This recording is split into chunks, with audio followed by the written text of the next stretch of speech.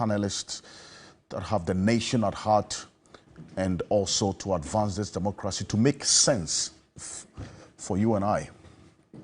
We're live on 3FM 92.7, also on DSTV channel 279, all across the world on 3news.com.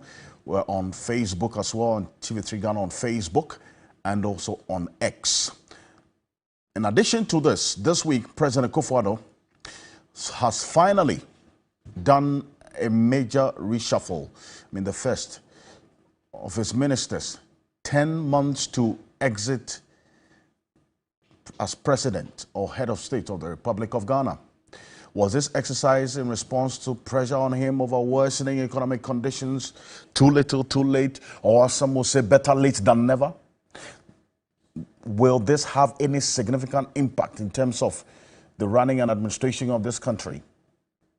Or, as some have said, as a reward for their loyalty, some persons have been appointed? How much of an impact will they have in their new ministries? Also, we'll have a conversation on this matter. The persons you are seeing are those who have been booted out. And the highlight of this reshuffle is the finance minister, Ken Ofori-Atta. But I tell you what, there is a report that has not yet been disputed.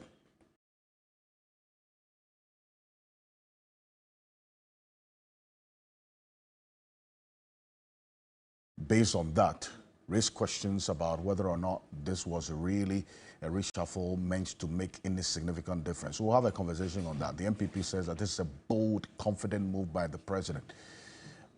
Also, we'll get into the developments to this week. Over the last couple of days, Alfred Ocansey has been in the news again.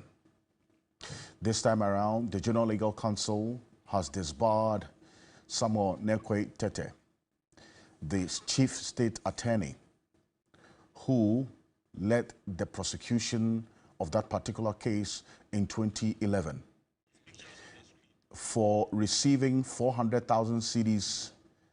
And according to the General Legal Counsel, there was no proper explanation given for that money that was transferred by Alfred Ocansey into his wife's account.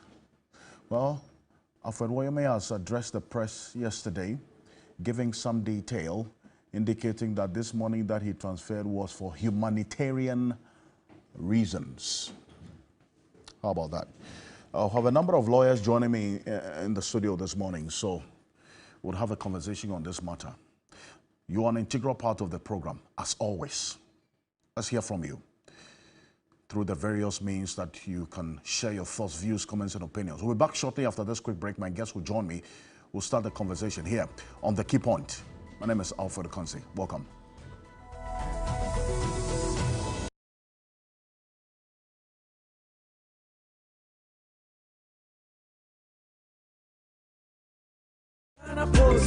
Hey, now no pay one kasa work for you say. And you're my brother, Mr. Happiness and Hame.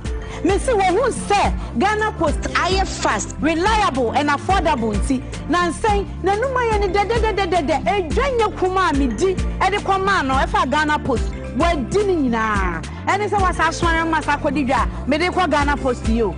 Wait, Kobe Kakra. Ghana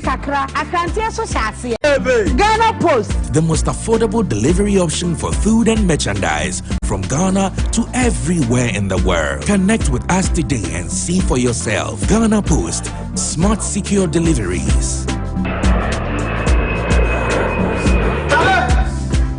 Coming package, in less than 5 days, Ghana Post, they make life they be. Ghana Post will deliver to you wherever you are in the world. I'm ready. This new year, GoTV is stepping up your entertainment at no extra cost to you. Yahoo! If you're on GoTV Value, upgrade to GoTV Plus and watch GoTV Max. Already on GoTV Plus, then upgrade to GoTV Max to enjoy GoTV Super. And if you're on GoTV Max, upgrade to GoTV Super to enjoy the best of the best on GoTV Super Plus. Don't wait for the best sport, international entertainment, and local shows. Step up today. It's on us. GoTV. This Sunday on Hot Issues. Why do you think that the Ghanaian people, despite the wide perception that they no longer want the duopoly of the NDC and NPP, have not made APC a choice. The NDC and NPP over the years has turned Ghana into a business center. So what's your budget for 2024? It's a lot. We're looking at 100 million. Cedis or dollars? Dollars to win the elections. Okay. To win the election, any party that will win an election in Ghana this time around will spend not less than $50 to $100 million.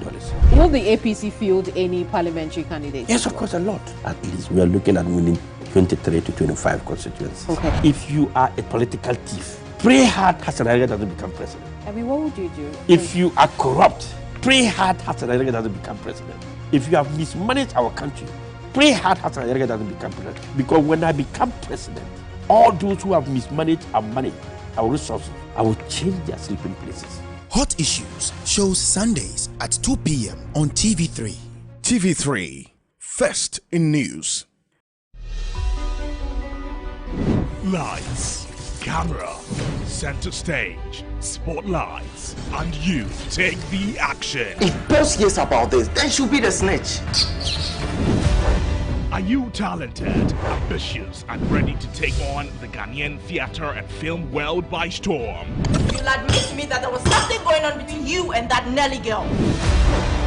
Get ready for a real thespian experience as we take you through weeks of theater and film tasks to bring you the next top actor. Your one-stop TV channel for pure entertainment is coming your way again with an acting reality show that will keep you entertained as well as unearth talents. So, the much-awaited auditions for the next top actor. Come showcase your acting prowess on Saturday, 17th February 2024 at 8 a.m. The venue, TV3 premises, Kanda. See you there. The next top actor on TV3, unleashing the stars.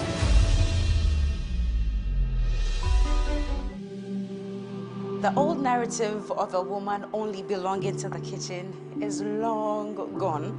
In today's world, a woman can be anywhere she decides to be, whether in the kitchen cooking or in offices where corporate decisions are made. In fact, anywhere and everywhere, women can choose to do anything they want to stand out. Beneath all the makeup and beautiful clothes are women who have lived through it all. We literally live the expression, turning lemons thrown at us into lemonades. Thank you, everyone. The journey to being a great, successful woman is not easy.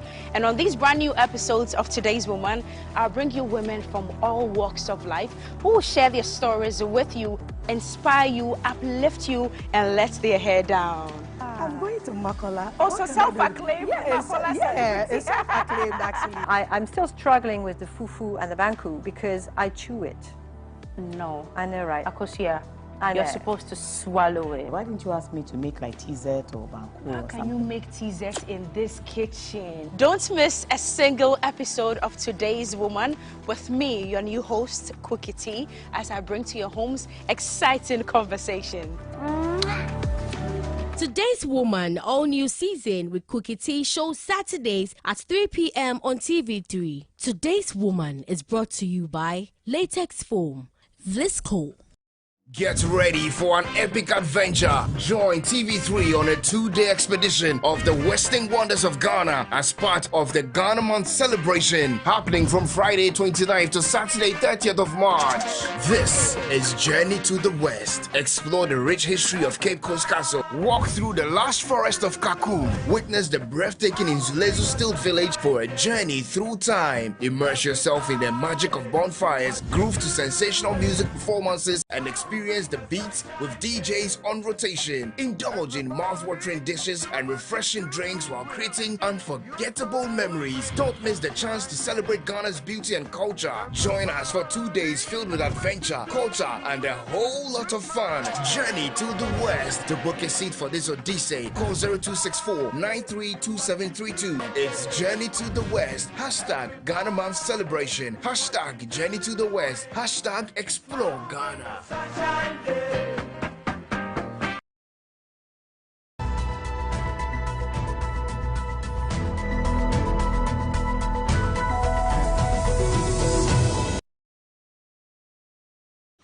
Welcome back to The Key Point. We're live on 3FM 92.7, also on TV3 Ghana on Facebook and X.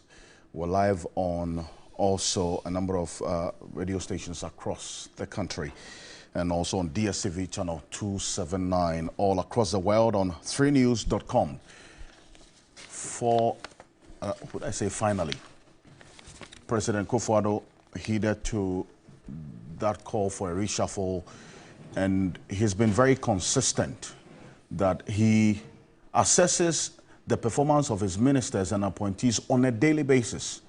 This was the time when the call for him to sack Ken Ofori-Atta had reached its crescendo, but he indicated that there was no basis for him at that time, almost 2 years ago, to do that. Well, 10 months to election 2024, he has done a major reshuffle.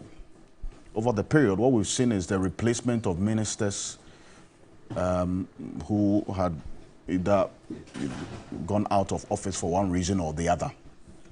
But as we speak, this reshuffle, the assessment has been whether or not it's going to have any significant impact, or whether these persons who have been reassigned or newly appointed would have any significant impact in their new portfolio in the development, especially in the development of this country. And also, if it is an electioneering strategy, how much of an impact will that have?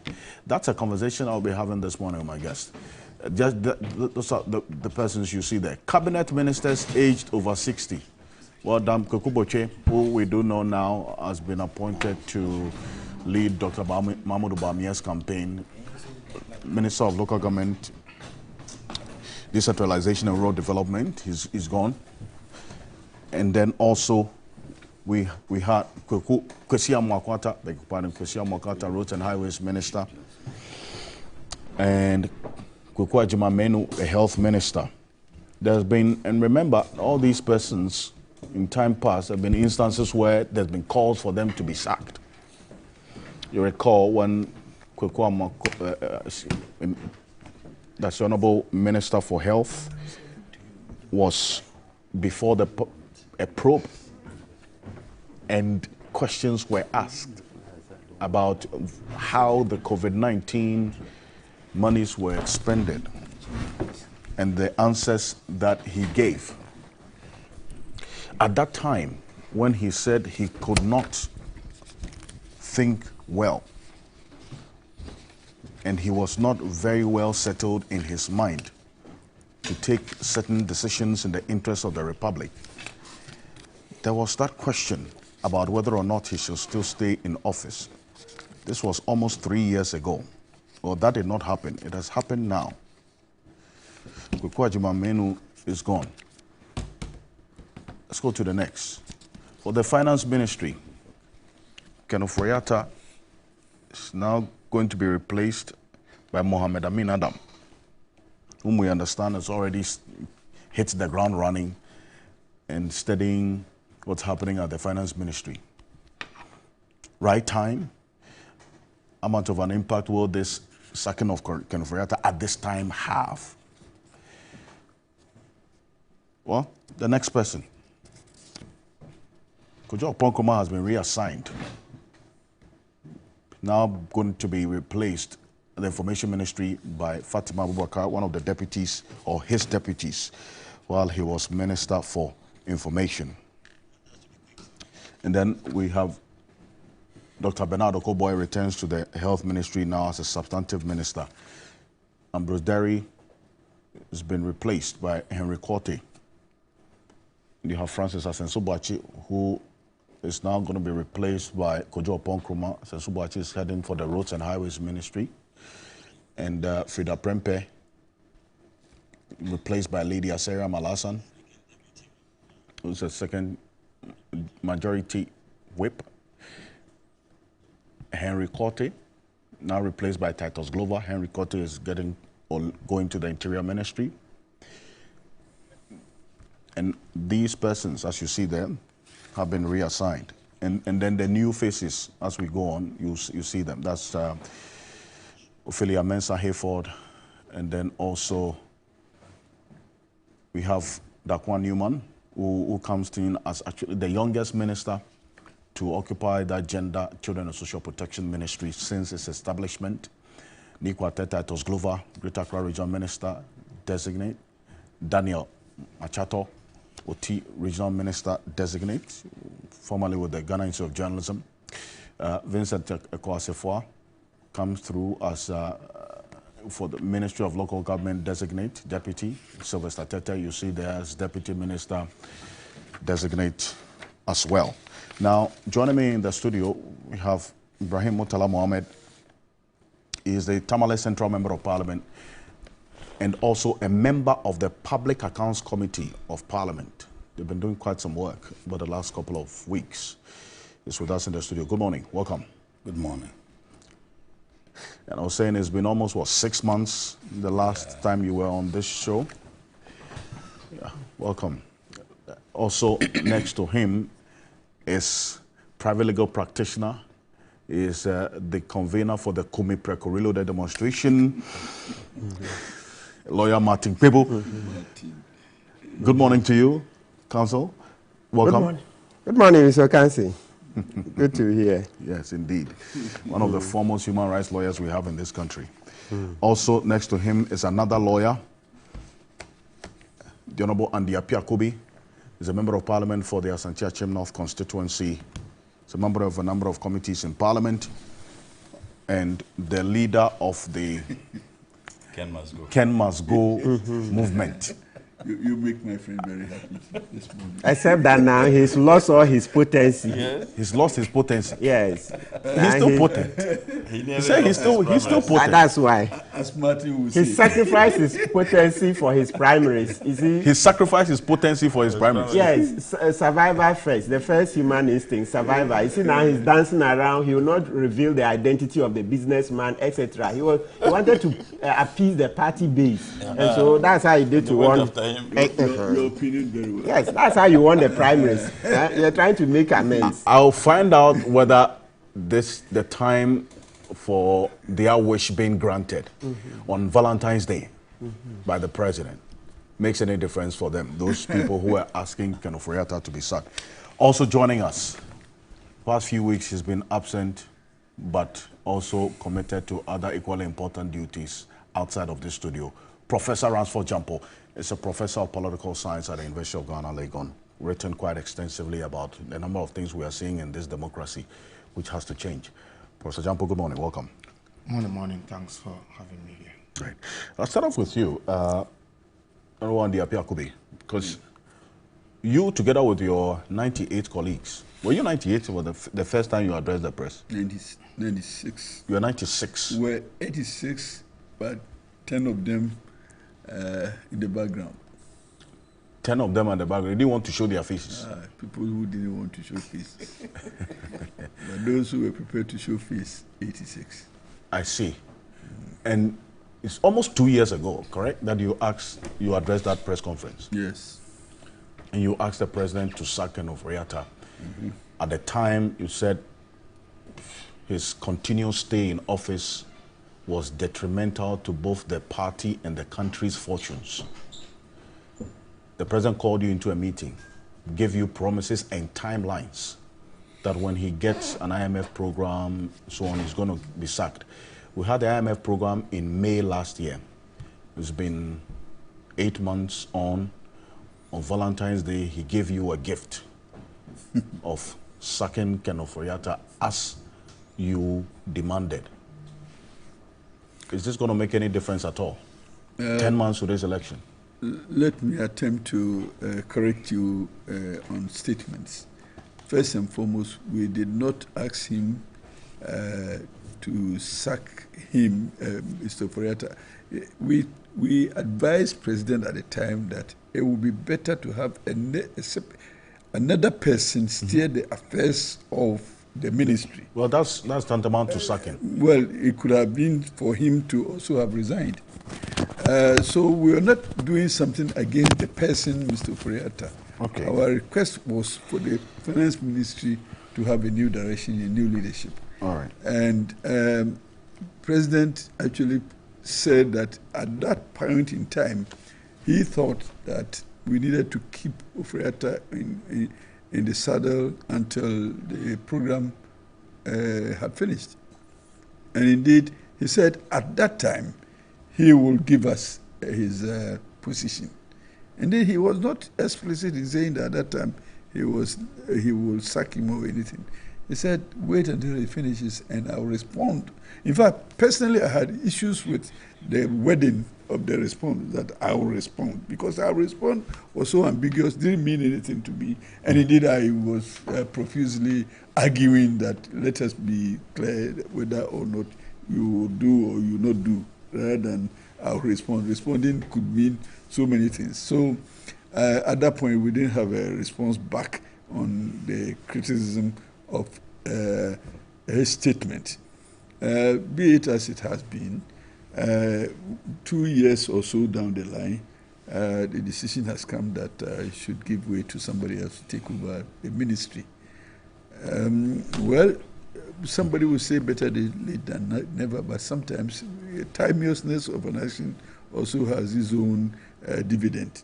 And unfortunately for me, at the time, we expected some confidence into the financial sector of the economy, and also we thought that somebody else coming in at the time would have had the leverage of steering the financial sector better than probably now. But like we're saying, it's better late than never. And the impact that the new person will make depends on how quickly he adjusts himself, how quickly he learns the rudiments of that office, and how quickly he is able to apply himself to the situation. So it depends normally on the person coming and how he will adjust to the circumstances of this time. Mm-hmm. And again, the issues of this time being a little different from the issues at the time. Mm-hmm. So let us all pray that we have a positive impact in the financial sector and indeed the ministry. Meanwhile, he's been there for a little, as Minister of State, a little over 6 months or so. Yes, so Mohammed I presume that that was a learning period. So he doesn't probably need another months or two to also start learning. So he will hit the ground running, and I expect that he brings his youthful exuberance into the office, and also his flexibility and understanding of the economics of the day to be able to probably do better. And indeed, the challenge is that all those ministers who are coming in, I expect them to demonstrate better application to the issues and better commitment to governance, and show also a higher rate of competence in the office and give us better dividends that their predecessors were giving. Anything beyond that would be a disappointment to the president, the government, and the country. So if their output is equal or less than those who were already in office, then we will say that we didn't achieve much with the change. So let the change be seen and felt in the economy, and probably give us better dividend than the previous. But finding out if it will be a realistic expectation to have that this change would have any impact, significant impact on the economy 10 months to elections. But you say that the dividends or the impact, if this decision to replace Ken Ofori-Atta or sack him was taken almost 2 years ago when you made that call, it would have been more impactful, obviously, than now. Obviously, that is our belief, that if the call had been responded to at the time, whoever was to come at the time would have had more time to manage the ministry even better than now. Again, the circumstances of the time are a little different from now, because at the time there was loss of confidence in the sector, financial sector. In fact, a change, and a positive change at that time would have made, they brought back investor confidence, for example, and maybe would have supported the call for direct flow of foreign direct investment into the economy. But we didn't have it at the time. And indeed, most of these things we have to address the constitution of the country. The constitution, instead of dispersing power from the center to the periphery, this particular constitution that we have appears to want to congregate power into a center. And that is the problem. So no matter how we all feel and think, whatever we aggregate as opinions will reach the center as advice. And as we have seen, per our constitution and per interpretations of the constitutional provisions through the case of Ghana Bar Association versus Attorney General, they said whatever all of us will say to the center will constitute only just an advice, and he's not bound by the advice. So we'll do what we can. But you say it's better late than never. Others say it's too little, too late. Obviously, and you know that in politics and governance, timing is of an essence. Yes, sure. In taking certain decisions. I think I have said that it would be better if it had been responded to at the time of the call. But when people say it's better late than never, I also agree that if it is done too late, we probably will expect too little, but that would be an addition anyway. So however you look at it, I think that the change has been overdue. The call for change came earlier.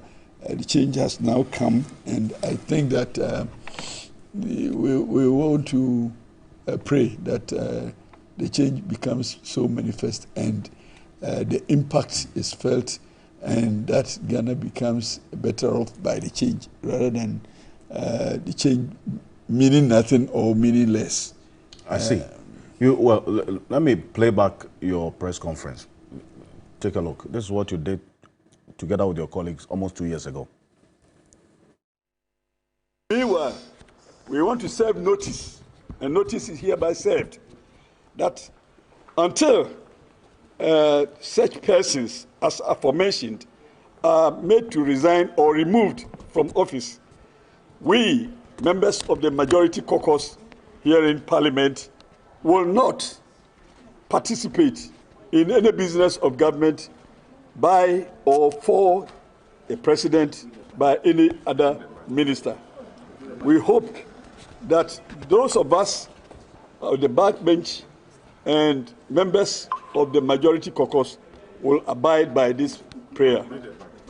We are saying that if our request is not responded to positively, we will not be present for the budget hearing, neither we will participate in the debate. Thank you very much. That's Andy Apiakubi, and interestingly, a number of the MPs who were behind you lost their primaries. Are you attributing the losses to our intervention, or what are you? No, I mean, are you seeking to interpret the losses? Well, we had a battle, all of us. We went with different strategies, and some of us, were able to sail through. Most of my colleagues, unfortunately, lost their primaries, but we live to fight again. I see. But so if you get to hear, maybe in the coming days, that report that we are reading, which has not been disputed nor confirmed officially, that Ken Ofori-Atta is being considered to be appointed as senior presidential advisor on the economy.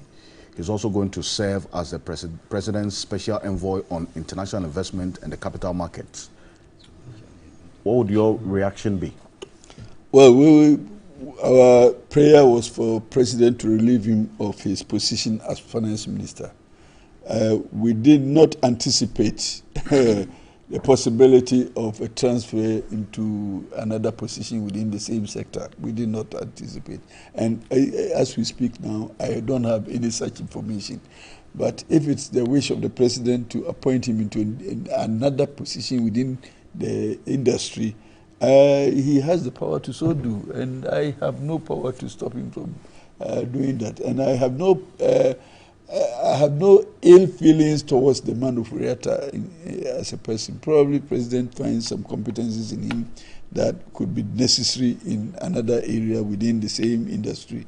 Well, he has the mandate to... Well, on the basis of principle, because you talk about investor confidence, and at the time you were asking for him to be sacked almost 2 years ago, it would have been sent good signals to the investor community, the investor market. He's still going to be associated with capital, the capital market, the investor community as well. Does that not concern you on the basis of that principle that you stated? Why will that not concern me? But I have also spoken through the Constitution to give indication of the leverages of the parliamentarians, the members of the public, and the power of the president per our Constitution. I have spoken profusely about the power he wields as a president in this constitutional dispensation. So I'm saying that it is not a wish that will manifest in an appointment. It is the power that the president has that will manifest in whatever appointment is made. And I'm saying that he has the prerogative to either appoint him to another position or otherwise. And indeed, it was also his prerogative to have kept him in the same office. And when he decided to keep him there, the best we could do was to prefer the advice to him. And if he decided to act against the advice we gave, we didn't have any constitutional power to do anything otherwise. So I would say that the president has power and authority and indeed a mandate to appoint any person to any position. If that is what he thinks will help his administration, who am I to say no? Hey, you are somebody, please, no. No. Power belongs to all of us. Yeah, so we shouldn't be saying the power that belongs to all of us has been aggregated within the Constitution onto a presidency. So, and as we have discussed this morning, the Constitution says that whatever you say or do in respect of the exercise of his mandate is advisory. And we have done that. So when the Supreme Court also interprets that provision to mean that he's not bound by your decision. It's not exactly so. That's not what they said. No. What they did was that it was middle of the road. They said, yes, he may refuse, but he can't go outside the list. So they did. The Supreme Court took quite some steps. Yes, you may not. You see, what they said was that the media didn't report it well. And so lawyers, we have to read it. You see, we are talking about the Supreme Court nominees, right? So they say, look, you go with a list, 1, 2, 3. What they're saying is that, look, we can't insist that the president must go in that order, 1, 2, 3. He can probably go for 5. Maybe. Right?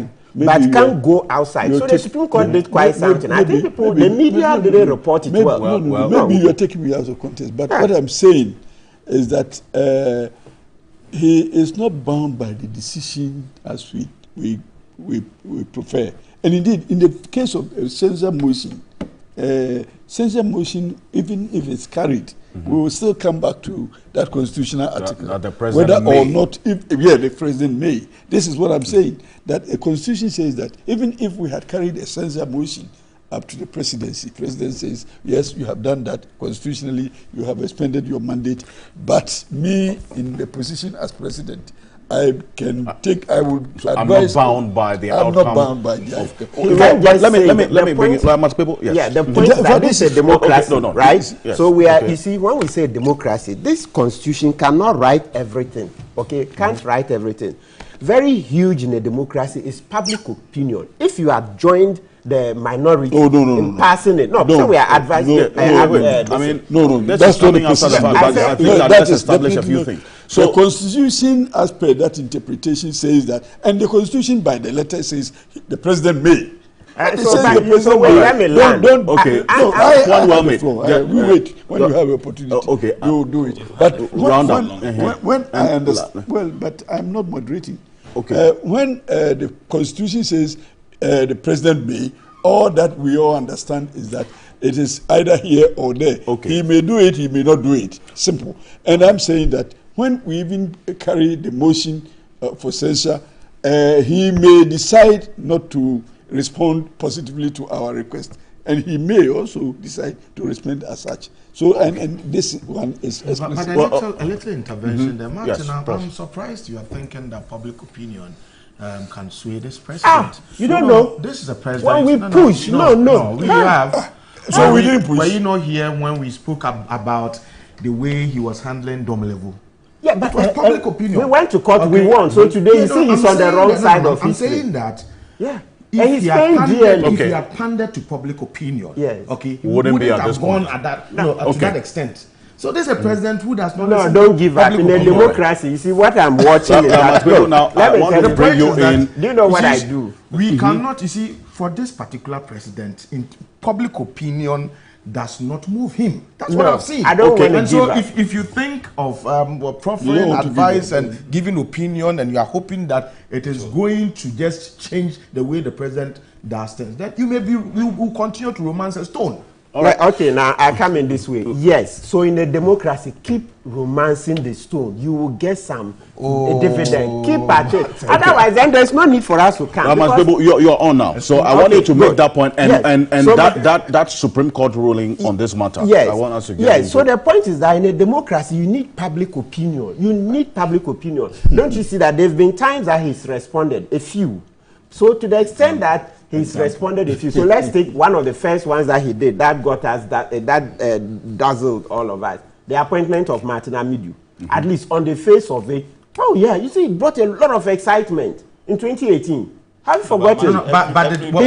Was it as a result of public opinion? Oh yes, I think it did. It did because I think it did. Though you see, sometimes let's do this. Let's do this. You see, let's do that. I understand. You see, that's why I said on the face of it. Right. So sometimes you see this political game, the man may give you what you are looking for. On the face of it, you think what you have is what he's giving you is what you want, right? Meanwhile, beneath it, he also knows some other issues that go in his favor. But at least let's say what we can, what is publicly available. The appointment of Martin Amidu gave him so much goodwill. Oh, that is true. That is true. But you're saying that it was not as a result of public opinion. Oh, for me, that's what I believe. Okay. Then within his own party, people didn't like it. Yes. Nobody saw that coming. Okay, precisely. I'm coming. No, Martin. Nobody saw that coming. So it couldn't qualify as public opinion. No, we wanted an independent person. Oh, no. I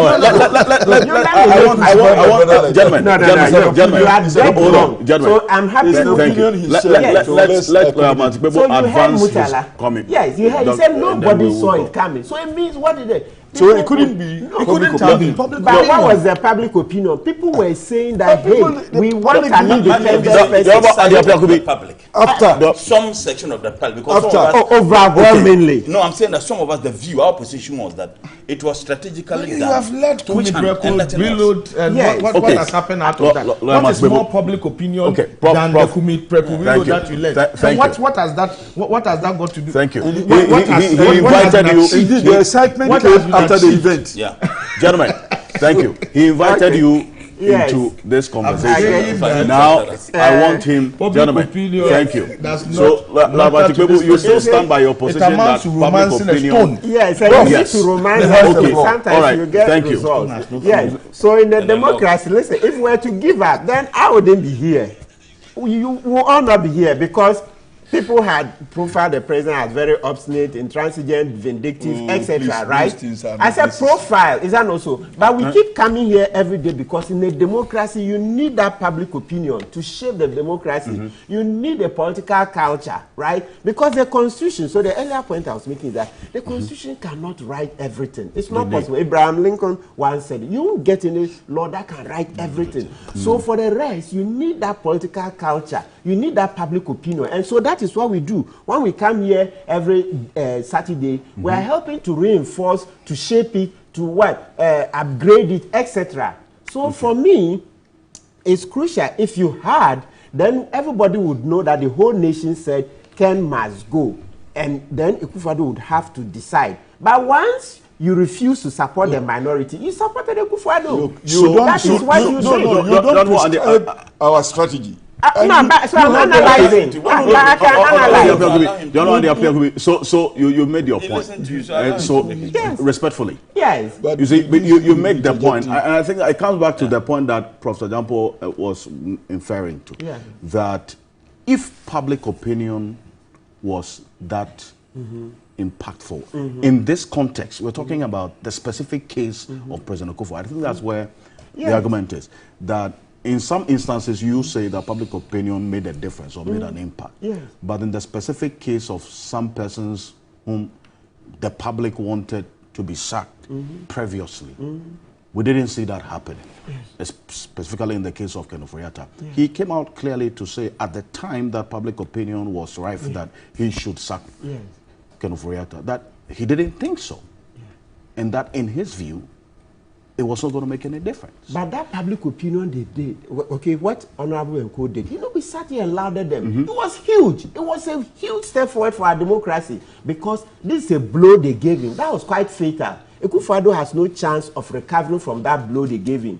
History will be written that here was a president who was so intransigent that for the first time, all of the MPs in parliament, in his own party, came out against him. You think that's a joke? It's building on. So if it happens that tomorrow party X comes, they are going to build up on that. So don't underestimate it. Look, I'm not for no. Listen, this is democracy. It's not binary. You see, when you get caught up in a binary argument, you just want a complete win. It doesn't work that way. Look, you compare all the democracy. I think America, UK, all those people, they just started and they got here. There's a political culture you build over time.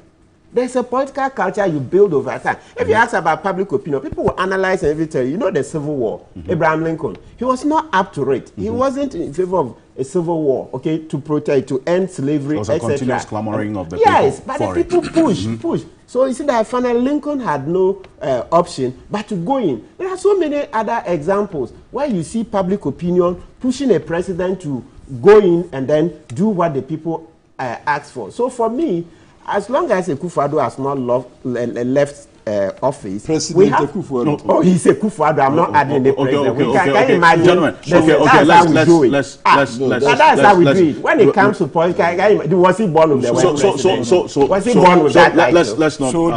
We say Obama all the time. It's not wrong for him to have said that. We say Obama all the time. Abraham Lincoln, Bill Clinton. Why? He's Akufo-Addo. It's okay. A man who has lost everything. A man who has pushed, let's quickly add, a man who has pushed press freedom backwards, a man who has declined our democracy. I'm just reading the democracy index, right? We've been on a decline for how many years? The democracy index is published. They say 10 years. Yeah. You see, since he came into office, it's been on a decline. Since it's been on a decline. Then you look at the CPI, Corruption Perception Index, all three major indexes, we are on a decline. And you say I should be yes. Stay on course. You were making a point. Let's not digress. Yes. So now go on. So we're making a point about what do you call it, democratic culture. All right, it's important. So when we do the public opinion thing, it helps. We can never run away from it. With our public opinion, we are finished. Because in between, we voted for the person. So if there's no public opinion, then it means that he should just continue doing what he wants. Okay. Yes, he may continue doing what he wants, notwithstanding public opinion. But trust me, because public opinion is also judging him, like currently, since he's been judged as the worst, incontestably the worst president in this Fourth Republic. That's it. So he's what do you call it? Generations unborn. Sorry, incontestably. I've read the indexes. CPI, so corruption perception. You make that conclusion. Yes. Do you want us to go over? Look, let's go over. Press freedom. You've made your point. When he came, 2017, 2016, 2018. I think you've established that point. Okay. I said maybe you want us to read the statistics. No. Let's. Okay. Yeah. So we've talked about public opinion. I think we've made that point that since our democracy is in a decline, and look a little bit on the public, the democracy thing that you go. When you go on the what do you call it, the democracy index, you know what they call us? They don't call us So there are 4 categorizations, right? There's a full democracy, then flawed democracy, hybrid regimes. That's where we fall under. Then authoritarian regimes. So we are just next to the authoritarian. Listen to what they say about the hybrid regimes. That's where Ghana falls into. So where are we now on this issue?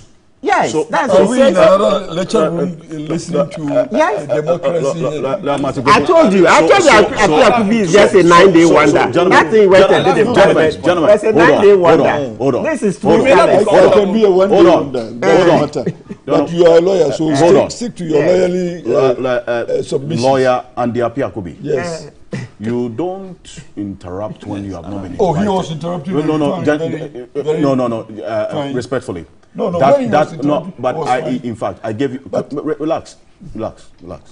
I gave you time to respond to every question that he posed. Yes. It wasn't continuous for it to become destructive. That is what I'm saying. So you are allowed to. I'm coming. You are allowed respectfully asked questions, but it should not get to the point now that it sounds destructive, as we have seen. That's why I'm saying let him end. We would get on to the other issues that you have raised as well. You've asked a number of questions which he has responded. Let him end and then we'll move on. Lawyer. Yeah, so just the last point on the public opinion, so that we show how we want to strengthen our democracy. Okay. When you read the democracy index, they put us under hybrid regimes, and listen to what they have under the hybrid regimes. It says these are nations with regular electoral frauds, preventing them from being fair and free democracies.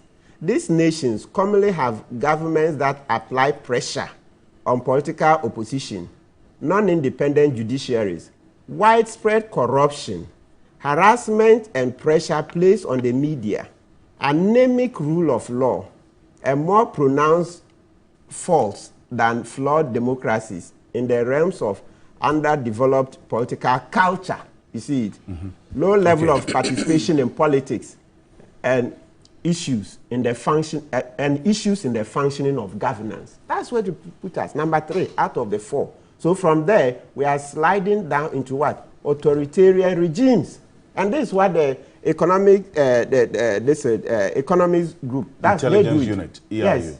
You see, that's a unit of it. That's responsible for this democracy index. And, well, of course, if you disagree with it, you can also set up yours. There are other indices for measuring democracy, but this is the one that we have been using in Ghana, right? There's the VDEM and then the other one, the third one, right? The Bertelsmann Transformation Index, right? Okay. But we've been using this particular one. Right. And it has 5 main categories. So look at it: electoral process and pluralism, civil liberties, functioning of government, political participation, and political culture. So the political culture and all that. It talks and the participation, that's where the public opinion comes in. Right. So you can't have a democracy without public opinion. How are they going to score you on this if you will not have public opinion? So if it is indeed a government of the people, for the people, and by the people, yes. At what point does the opinion of the people really influence decision making when we have surrounded that power to both the legislature and the executive? Every step of the way, the opinion of the people counts. Every step of the way. You remember even at a point, even the Supreme Court had to acknowledge public opinion. The day we won the Domlevo case, and then Vomawo, Samson Ladiayenini, and Professor PJ, won their case, the COVID law, the striking down. Doche said, today, Ghanaians, you've won 2 cases. That's the Domlevo case and then the Vomawo case. So I hope when you go, you will no longer call us what? Unanimous FC 7-0 yes, and 5-0. So they also feel the pressure, even the Supreme Court. Even when we complain, they don't listen. They listen. And it helps them to push back. Look at the Domlevo case. To be honest, I keep telling you, people say, hey, go and withdraw this case. You lose. Because we're coming frontally against Akufo-Addo. People say, no, withdraw. Then I said, no, listen, let's go whichever way. Let them decide. You see, boom, we won. So forever, Akufo-Addo will never recover from the Domlevo case. He will never recover. So for me, I'm in favor of us constantly giving our opinion. It doesn't matter that He doesn't listen some of the time, but other times he may. SML, when we made noise, eventually, of course, he gave it to KPMG, which we have a lot of issues with. At least he made a certain effort, because now he's saying that in our rankings of the president, he's incontestably last, right? So he's trying to do something, though it's too little, too late, right? So let's continue by all means. Yes. Okay. Let me bring the Honorable Murtala Mohammed on, because this week we had a conversation on the side. I mean, I spent much of my week in Parliament, at your committee and at the plenary. You made the argument that with this 10 months to elections, it's not going to be enough time for these as reassigned new ministers to make any significant impact, especially in the development of this country. Within looking at the time that they would go through for vetting, and especially the amended standing orders of Parliament. Let's get into that.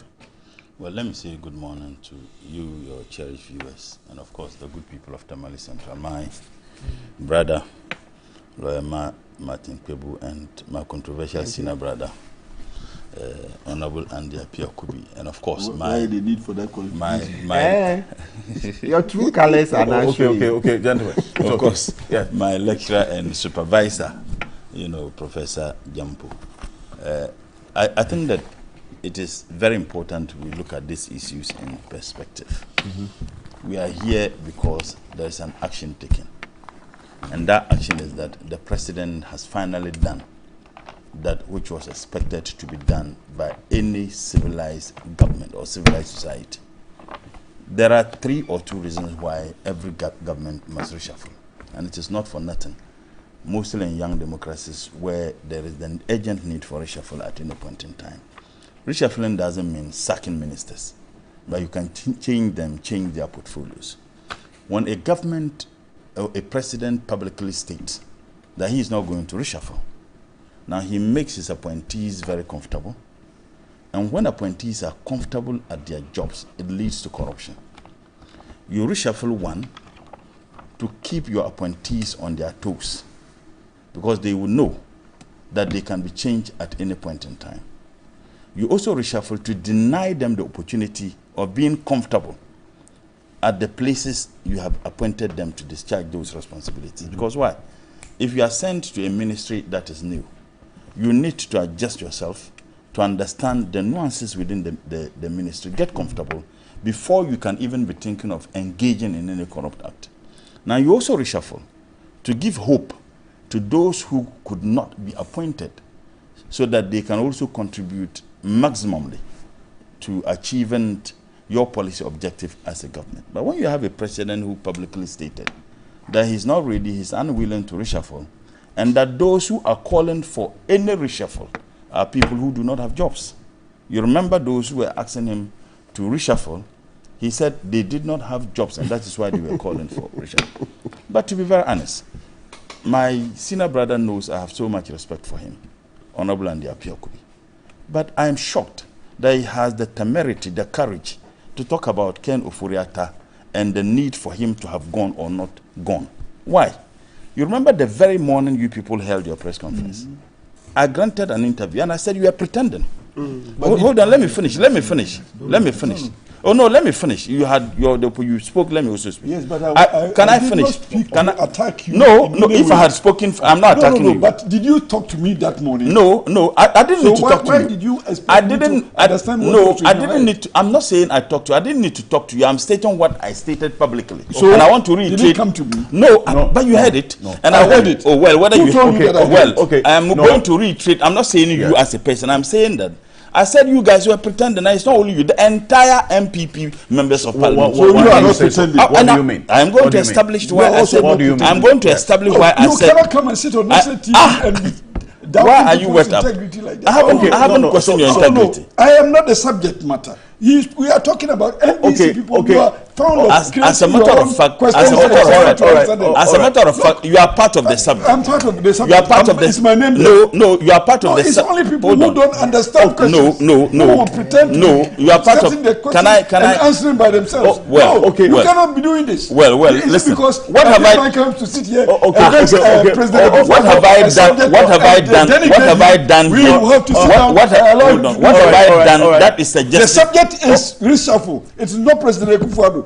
So if you set your own questions and who did the reshuffle? Who did the reshuffle? So you see the person that who did the reshuffle this morning? All right. Who has the power to do that? You should come here with some integrity. Well, I'll make my points anyway. Yes. I am stating Make what your I point stated intelligently. In fact, I haven't. Hold on, I have been. Yes. Okay. Bring the president here and run him down. Is that how you were taught in school? Okay. Hold on. I have been very intelligent in my analysis, and as a matter of fact, you can't be the standard to determine whether anyone makes an intelligent submission. You are unfit to be the standard to determine whether anybody makes an intelligent submission or not. We listen to you, and I told you that I have so much respect for you. Yes. I am stating what I stated. Hold on. Can I finish? Can I finish? Okay. Oh, come on. Who gave you that authority to determine who is controversial or otherwise? Hold on. He was very clear from the beginning that he has taken this to heart. You called me your troublesome. Hold on. You called me on national TV your troublesome Gina brother. You called me on national TV your troublesome Gina brother. I said you called me. You called me on national TV. You have called me on national TV. You have specifically stated. You have called me on national TV. Your troublesome Gina brother. Am I troublesome? You have called me on national TV. If warm water can be taken as a meal, my brother should also just take it and have a sleep. If warm water can be taken as a meal, he should. You've called me your troublesome Gina brother on national TV, and I'm surprised. Let's move on. Let's move on. So the point I'm making is that I publicly stated, and let me reiterate point. It has nothing to do with you. I am reiterating a statement I made publicly. That I never had confidence in the press conference you guys had held. Exactly. So don't I have the right to express my opinion? Yes. So allow me to express my opinion. Okay. That was your opinion. And what I said at that time was that we had given notices. In fact, notice as a caucus that we were going to file the motion for censure. And remember, when the leadership went into conclave, a decision was taken, and that decision included the motion of censure.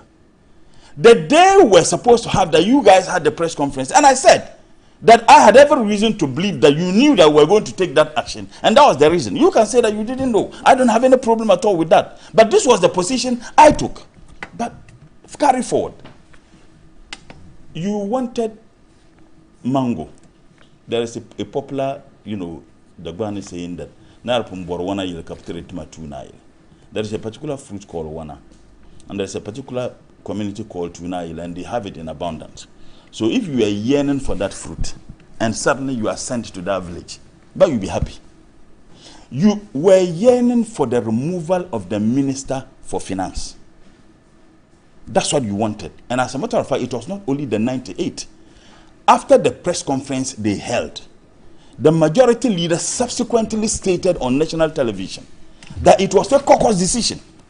So all the 137 members of MPP in Parliament, including the independent, the second deputy speaker, all agreed. So it was unanimous because the NDC who made our opposition wanted the minister out.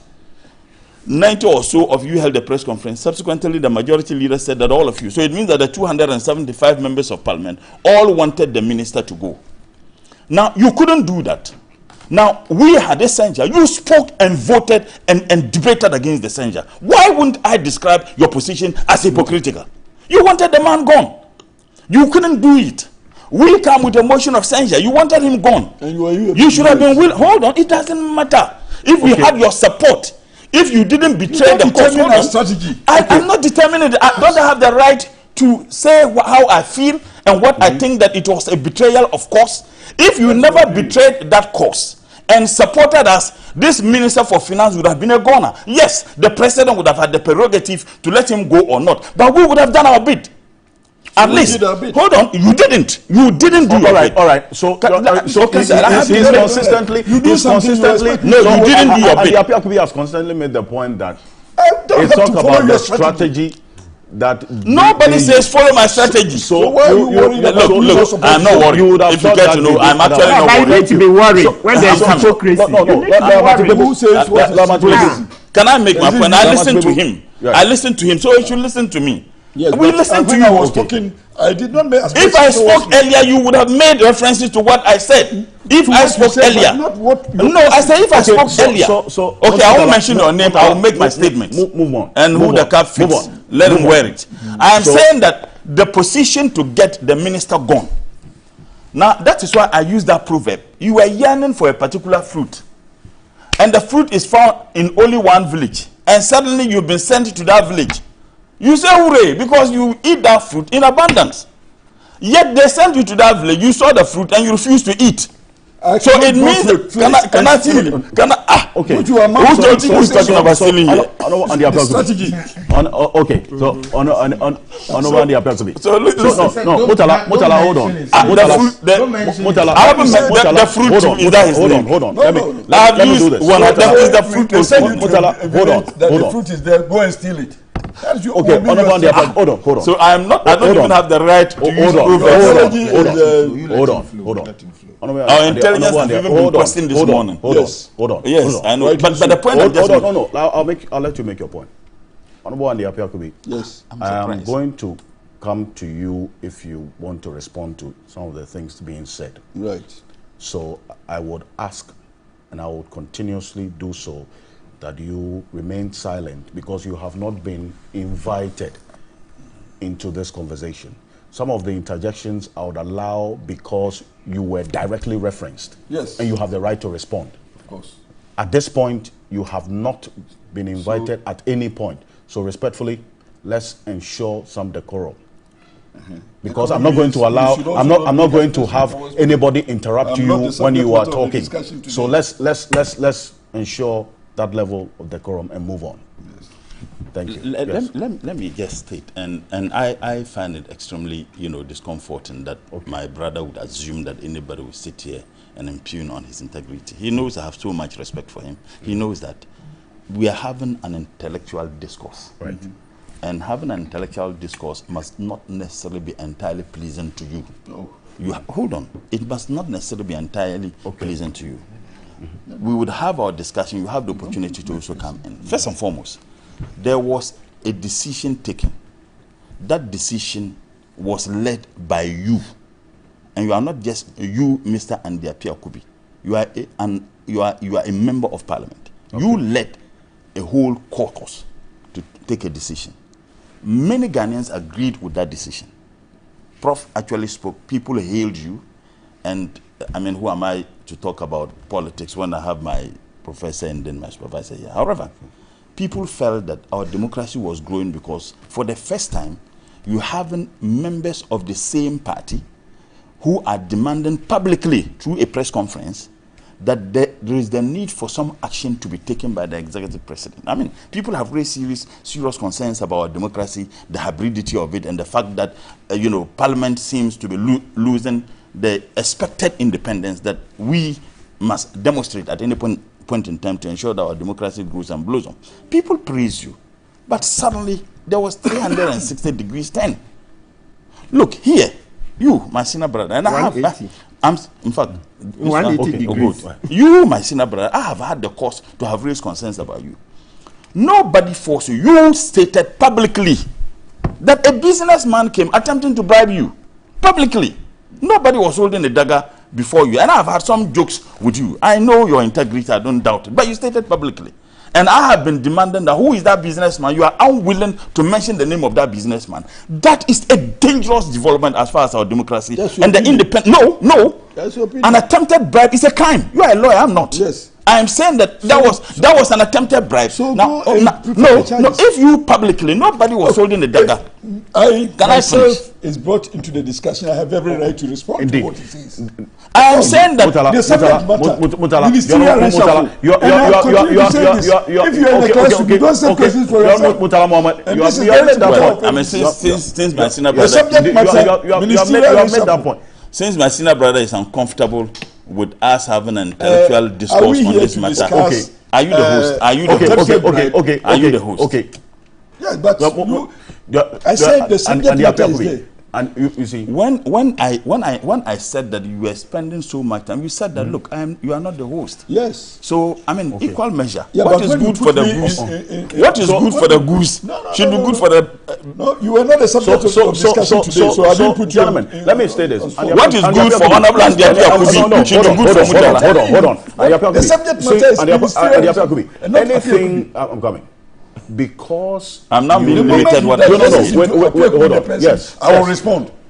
And let me state this. Then you Mutala, you move on. Look, to the extent that you made what has been described as an unprecedented call almost 2 years ago, and the demand that you were making has come to pass.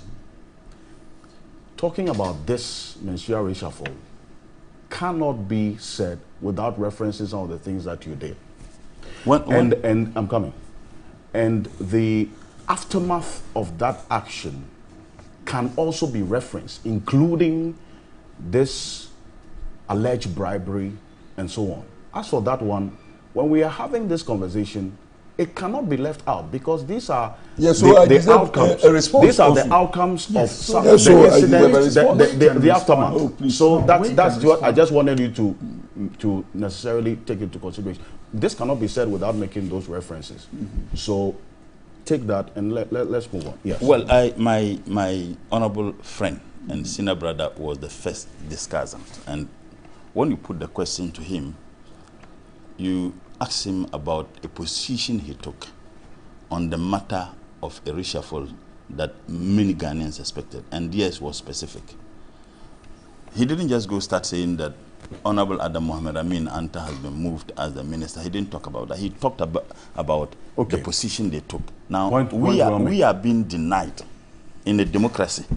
We are being denied by a member of parliament and a lawyer from exercising the same rights he exercised on this program just some few minutes ago.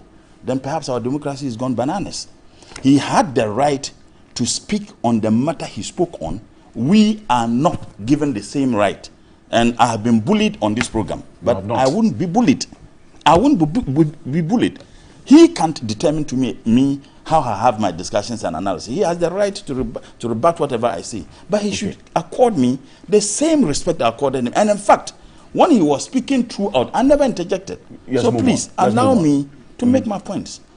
I'm saying that it is not only necessary, but essential that when you have a businessman who has no business, as far as our parliamentary work is concerned, had the courage, the temerity, the fortitude to come to bribe members of parliament, and you think that this is not a matter we should be concerned about, then we must as well abandon this democracy.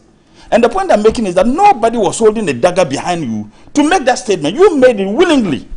Now, if you did so, you should be more than willing to mention the name of that businessman. But I will leave that one at that. But you see, I have indicated why we think that this reshuffle for me is much ado about nothing.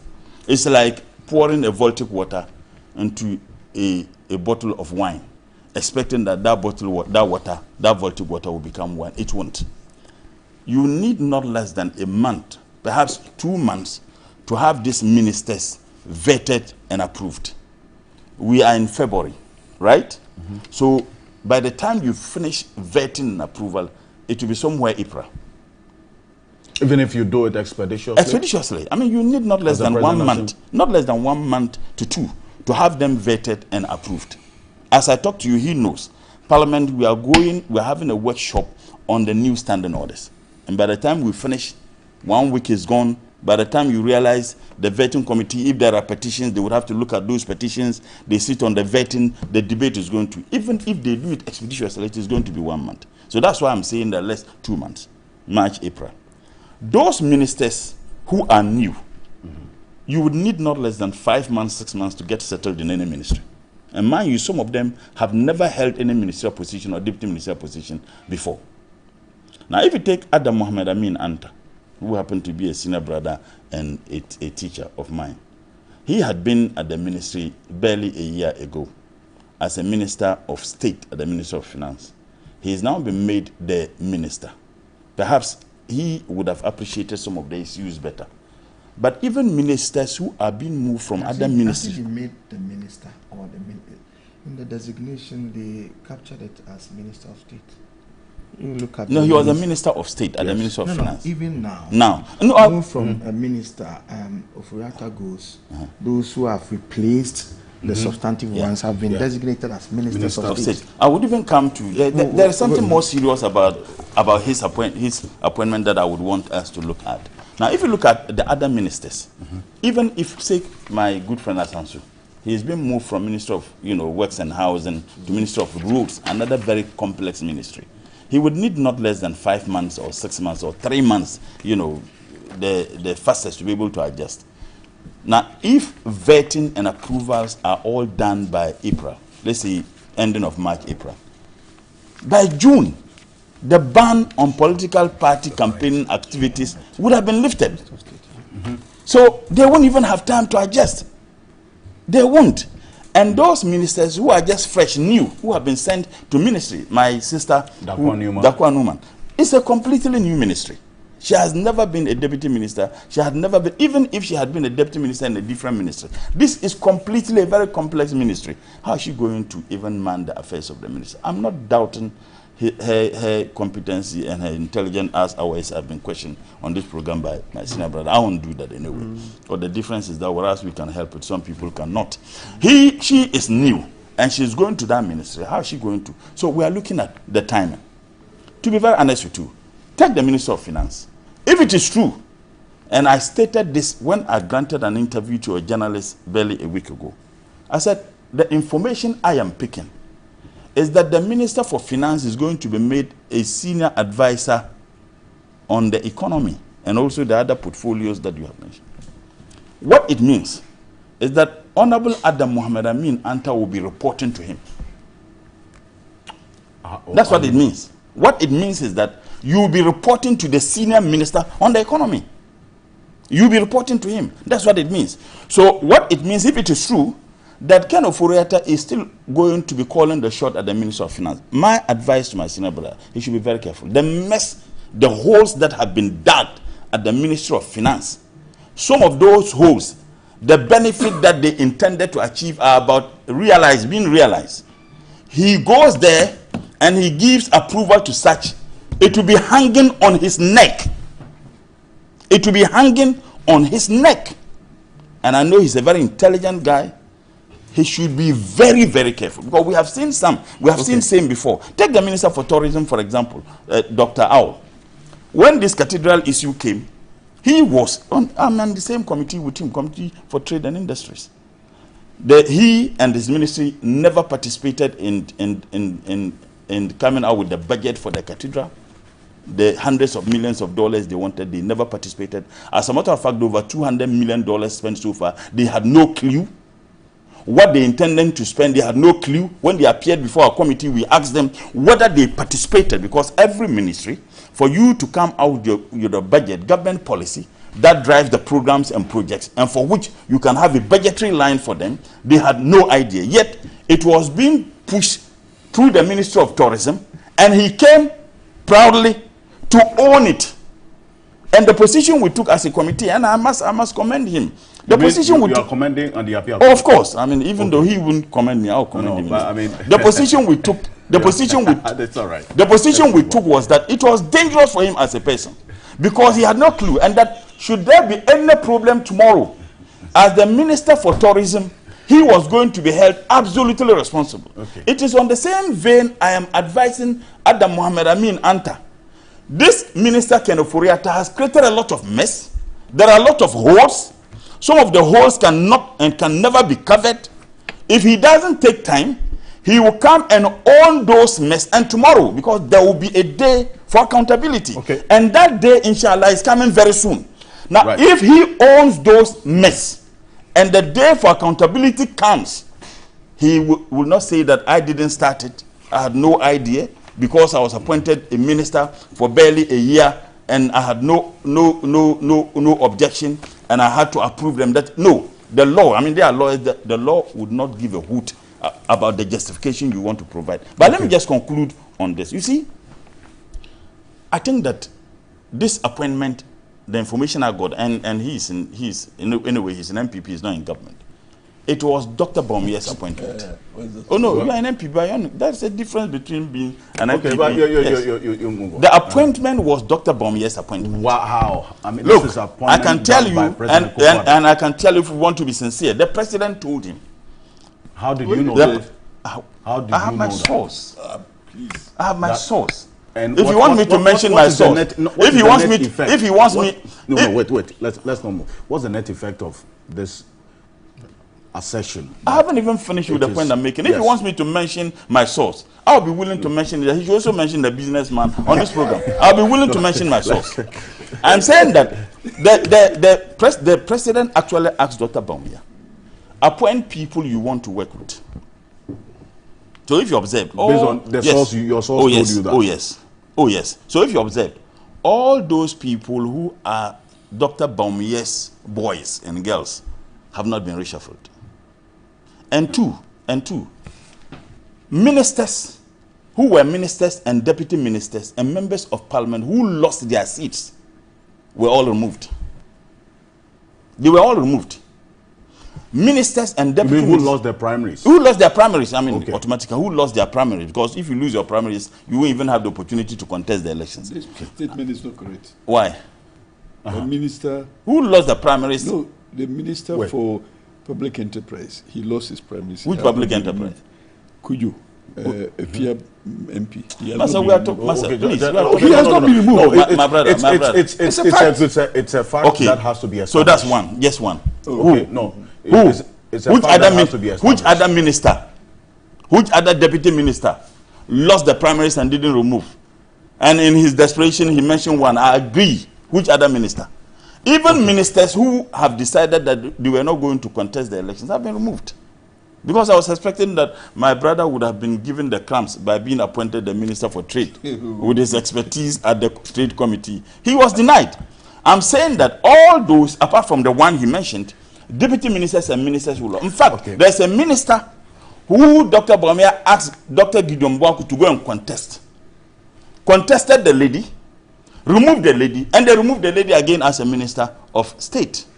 When she went to that ministry barely 5 months or how many months ago.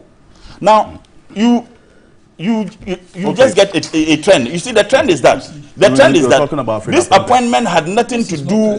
This appointment, doctor, allow me to make this appointment, this reshuffle, had nothing to do or has nothing to do with finding solution to the mess that is created. It has to do with prosecuting the 2024 elections. And because you see, those who are no longer ministers, those who lost their seats, they would have enough time because they don't need to be engaged in campaigning.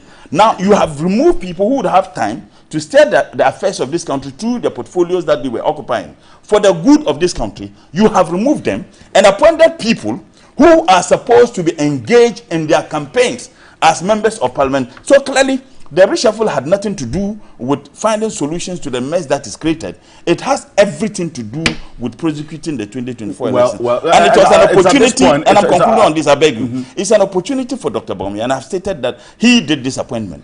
So if he promised that he was going to run a 50 ministers government, and you had an opportunity, what he needed to do was to have demonstrated that, yes, this is the opportunity I have. I want to reduce the number of ministers by not even appointing deputy ministers to the ministries that he's doing the reshuffle. Instead, so it means that whatever he tells the people of this country can never be believed or trusted. This reshuffle was done by President Akufo-Addo on record. Let me bring in Professor. You should mention the name of the businessman. I'll mention the name of my source. If elections, if this is an election-winning strategy?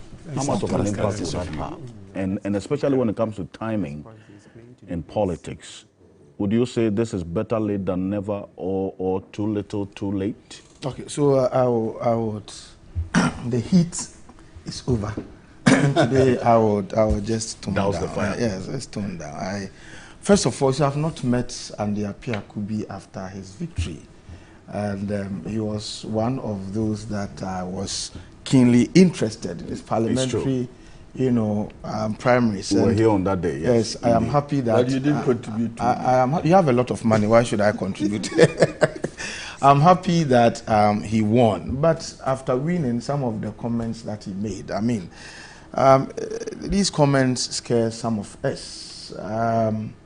It appears that for some of us, we would never go and contest any parliamentary primary if our people feel we can better serve them. And of course, we are better servants. We would never go and pay to go and serve.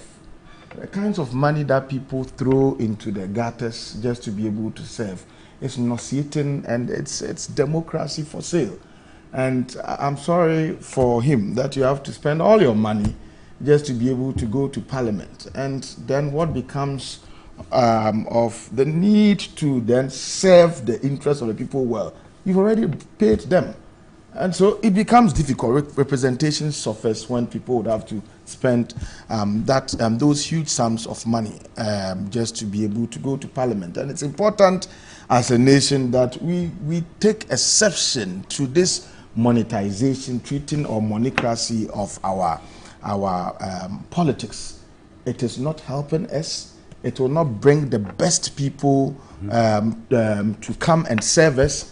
And we will continue to fight the battle against corruption and lose if this is the route we want to go. That's number one. Preliminary comment. Number two, preliminary comment is about lithium.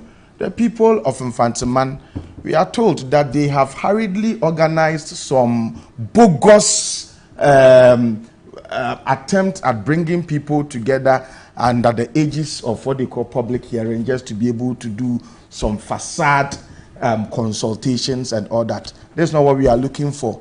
Let's sound a note of caution again to the government that some chiefs can be compromised. I'm not saying all chiefs. Some chiefs can be compromised. But I am working with the youth of the community, and at the appropriate time, they will hear of us. Until our concerns are addressed, this lithium deal would not happen. And it's important that we put this, we make this point clearly and forcefully, letting everybody know that we have, letting everybody know that we have not gone to sleep. If you see a duck on the surface of the water, you think that it is just a beautiful thing. It is paddling behind the scenes. Indeed. And we know the paddling that we are doing. The appropriate time will come, and we'll see who is who owns the land. We'll see. All right, the other bits about all that my people have said, public opinion, and but I want to respond to them all briefly. You see, much of the greatest of respect to you, I teach political science. Public opinion is supposed to have an impact. Okay, so it is not articulated just for the sake of it.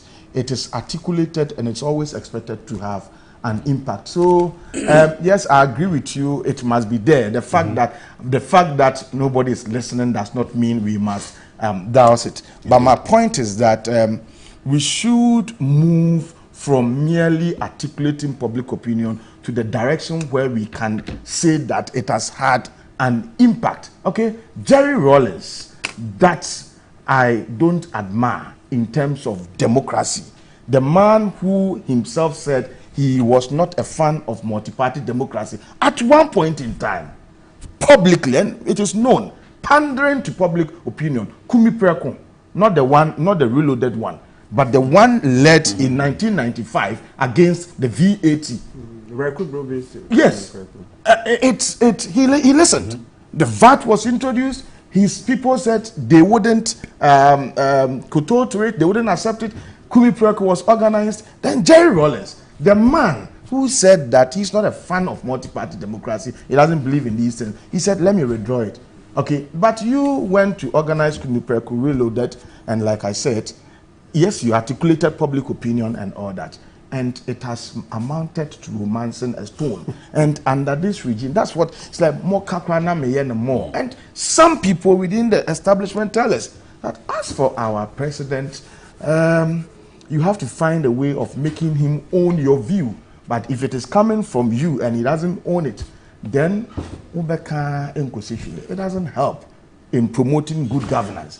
And I think that the articulation of public opinion and the fact that it has desired impact on duty bearers is one mechanism of showing political accountability. Okay, so let us not cheapen public opinion by limiting it to the fact that, well, it must be articulated. It must be articulated for a purpose. Now to ministerial reshuffle. Now, when you talk about ministerial reshuffle, essentially you are talking about government changing or rotating ministers from one area to the other, and also in a bicephalous system of government, changes that take place from the head of government to other ministers, so that you position them, move one from one ministry to the other, just for some desired results. And generally, in developing democracies, ministerial reshuffles are undertaken periodically. In democratic regimes, ministerial reshuffles are undertaken periodically, and for certain reasons. And I think Honorable Mutala started talking about some of the reasons. So first of all, they seek to introduce new skills, talents, competence, and fresh ideas to a governance system. Secondly, they are a way of repositioning people to areas where their talents and expertise will be better needed. Okay, so he is in ministry A, and then you realize that he functions for a few for some moment, and you realize that his talent will be better needed in ministry B. So you do the reshuffle there. Third, they are a tool for demanding accountability from appointees, so that they make them sit up to deliver in order not to be sacked. Fourth, they are used as a tool to retire the tired and to kick out the incompetent. Fifth, they are used as a mechanism for downsizing government or bringing on board, hands to help. Sixth, they are a mechanism for promoting inclusivity in governance and nation building. Maybe last but not the least, they are a way to assert the control of the appointing authority over his or her appointees. Now, given its importance, it must be undertaken periodically. And so, you see, I'm using the word periodically, okay? So that from time to time, you look at it, who is not doing well, who is doing well, and then you reshuffle. Because, you see, if you refuse to undertake reshuffle, then it means, number one, you are pampering incompetence. Number two, you are denying a nation of its limited human resource base that must be tapped for national development. Now, if you also frequently reshuffle, you are always reshuffling, then you deny the nation or governance system of institutional memory. Okay, and then also people who would have to build certain experiences and competence to be able to function well in a ministry, you easily would reshuffle them, and then so experiences and competences will not be built. So in my view, the periodization of reshuffling is more important than its frequency, and this explains why regimes since 1992 undertook periodic reshuffling. It appears the only government that does not appreciate the ideals of reshuffling is President Akufo-Addo's government. And there has been, in spite of the incessant calls on him to reshuffle, he didn't listen.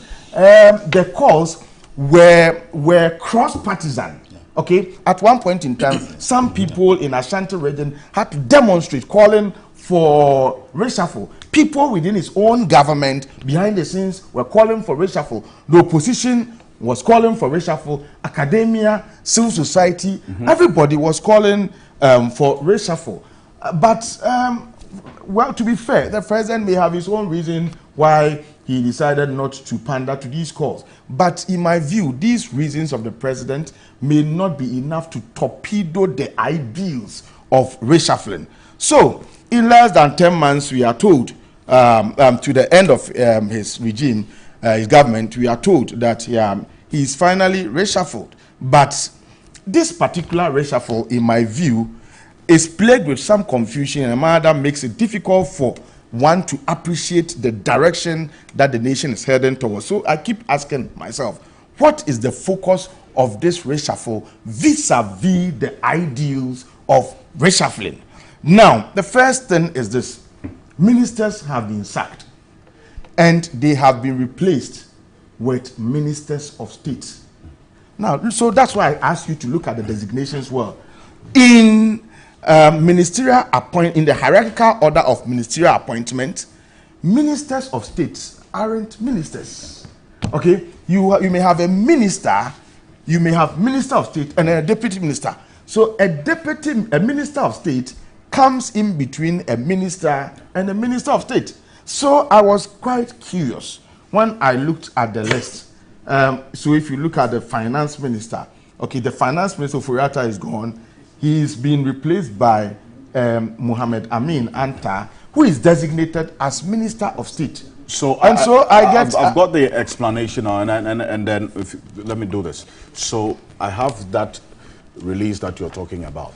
The clarity is that if you see the heading under which Muhammad Amin Adam comes is reassigned ministers and deputy ministers of state.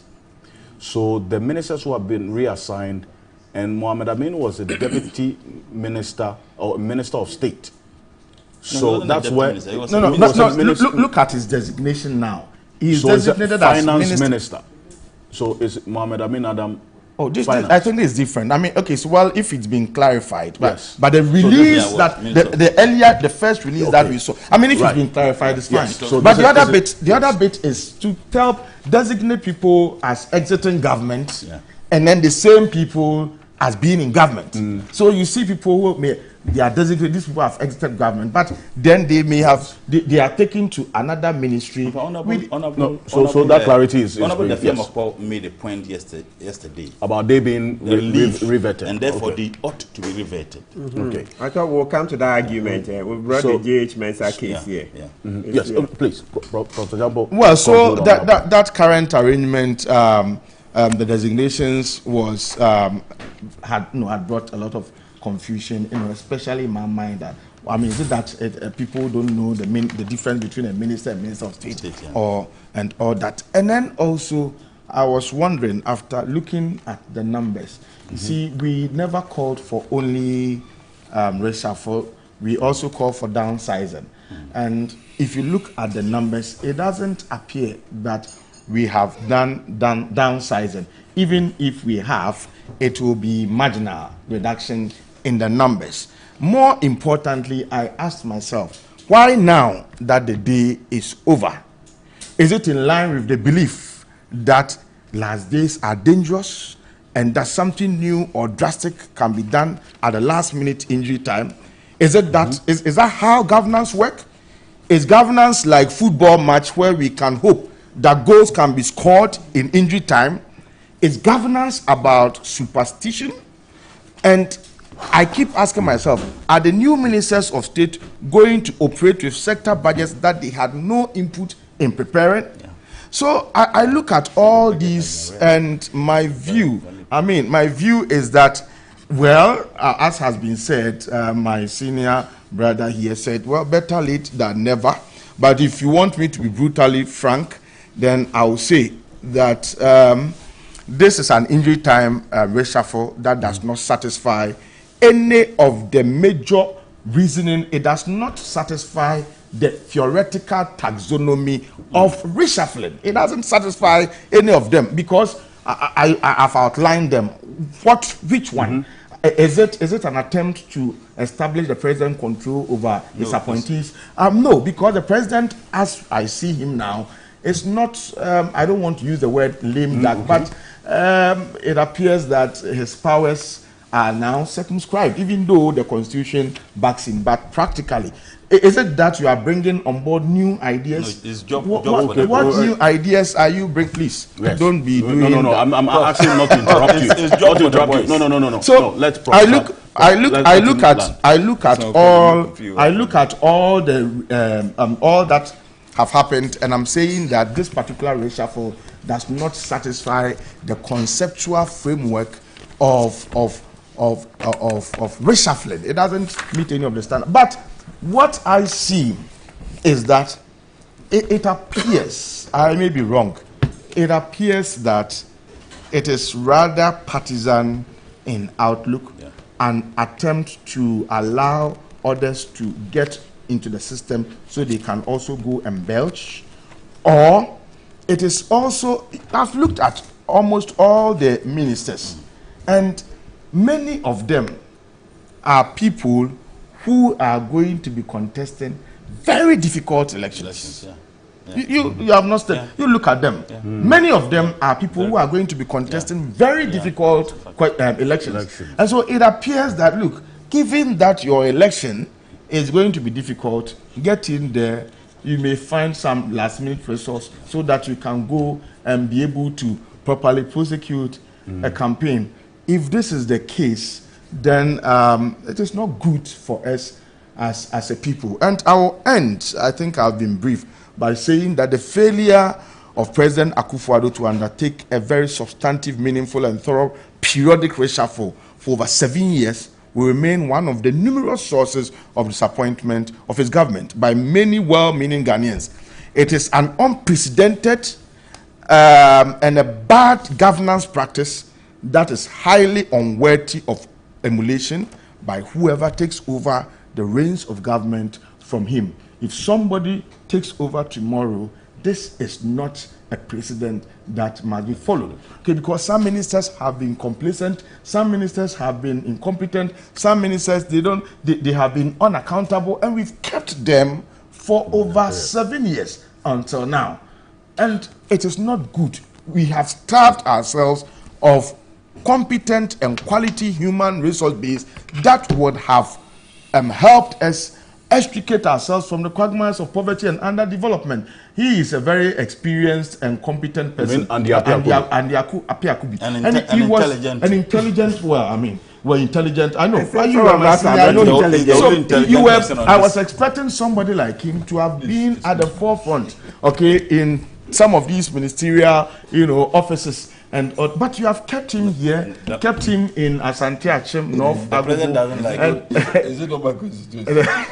No, if you type. No, but they are more. You see, I see people like this just being wasted. It's like you are wasting. It is when we meet here that he gets offended and he does some of these unruly things to distract the program. But when you go out and you're talking to him, he's a lawyer. He's a very knowledgeable, and sometimes you can see the fortitude, the boldness with which he would want to take on, swim against the tide. These are the people we need to be able to be given certain positional trust to exercise, on our behalf. But look at him. If you touch Ken, you touch your appointment. If you touch Ken, you touch your appointment. And so I from this will be my. If you have to come back to ministerial appointment, this will be my preliminary comment. I think I've not been happy with it, and you see, some Professor Michael Kwe, my teacher, I always mention his name. One of his arguments against winner-takes-all politics is that, you see, we must be able to locate power and responsibility. If you are given you are entrusted with a certain positional trust and you fail, we should be able to say that it is you who caused it. Okay, now, if you do this last-minute change, okay, it becomes difficult, like Mutala was trying to say. It becomes difficult for us to say that, to locate and properly say that you are responsible for this. So even though we're all calling for the finance minister to go, at this particular point in time, felt that he should have been allowed to go on because he has spoiled things already. Yeah. So now you are leaving, and then who do we blame? Okay, who do we blame? That is why Anthony is okay, very, very you are leaving, and we will have to be able to say that you did this, you did that. If it is good, we commend you. If it is good, we applaud you. If it is bad, we say you didn't do it well. But less than 10 months, if you leave, how do we know? Who do we apportion the blame? Who do we apportion the praise to? I think that it is. So President Akufo-Addo, it isn't, and this one, the point must be made. It is not that he pandered to any public opinion to do reshuffle. This particular reshuffle, it's not about listening to public opinion at all. He's done whatever he thinks pleases him, and I'm saying it is more partisan in direction than nation building. Well, to the extent that he says, look, he assesses the performance of his ministers and appointees on a daily basis.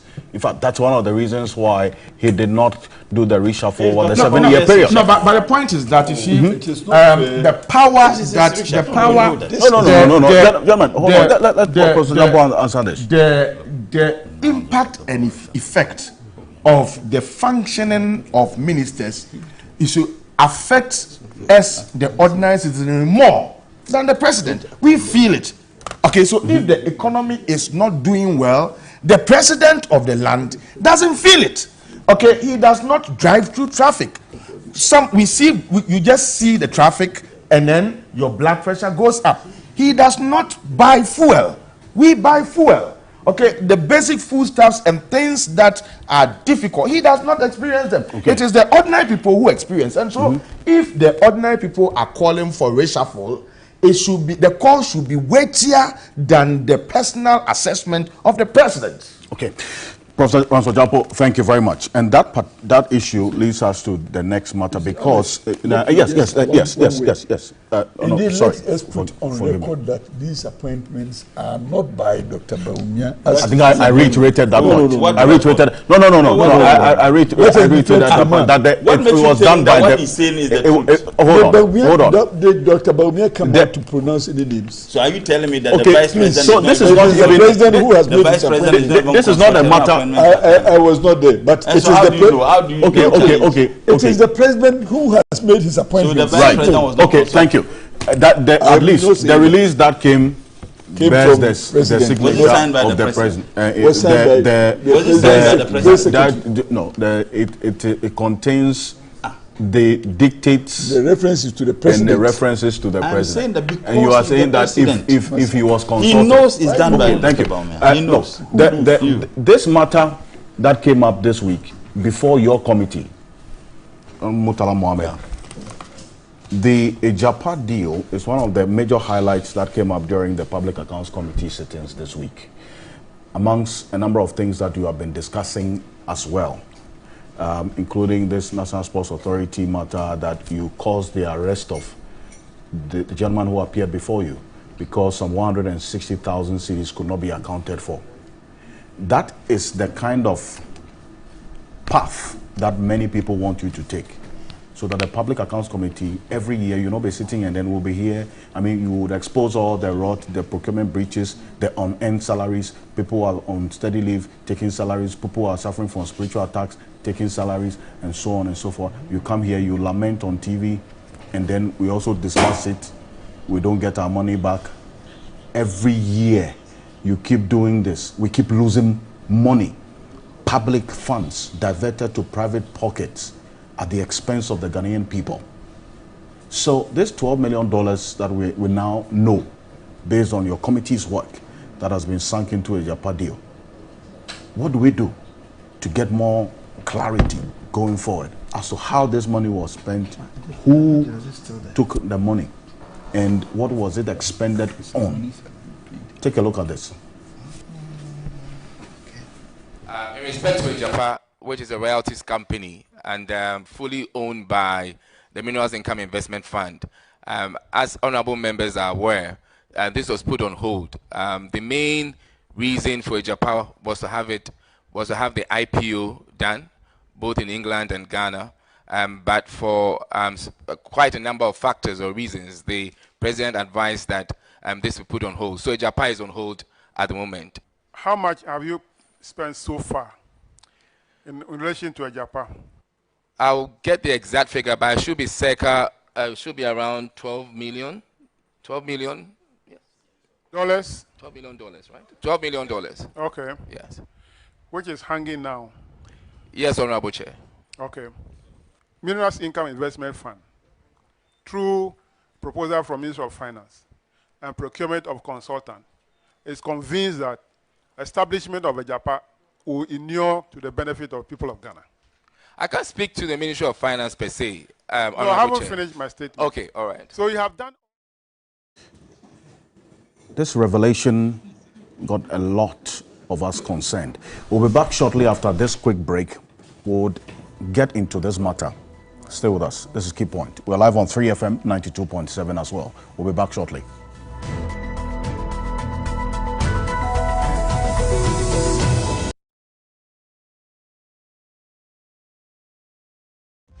Get ready for an exciting escape. An 8-day all-inclusive Easter getaway for you and your family from March 28th to April 4th, 2024 on board the MSC Splendida cruise ship. Visit stunning destinations in South Africa and Namibia filled with discovery, relaxation, and culture. This all-inclusive package includes full board cabin accommodation with breakfast, lunch and dinner, all drinks and entertainment on board, Cape Town City Tour, one-night pre- and post-cruise hotel accommodation in Cape Town, all transfers, travel insurance and return flights. Call your cruise people now on 030-825-1055 to secure your cabin with only 6,000 Ghana cedis and pay the rest later. Life is better at sea. Experience it.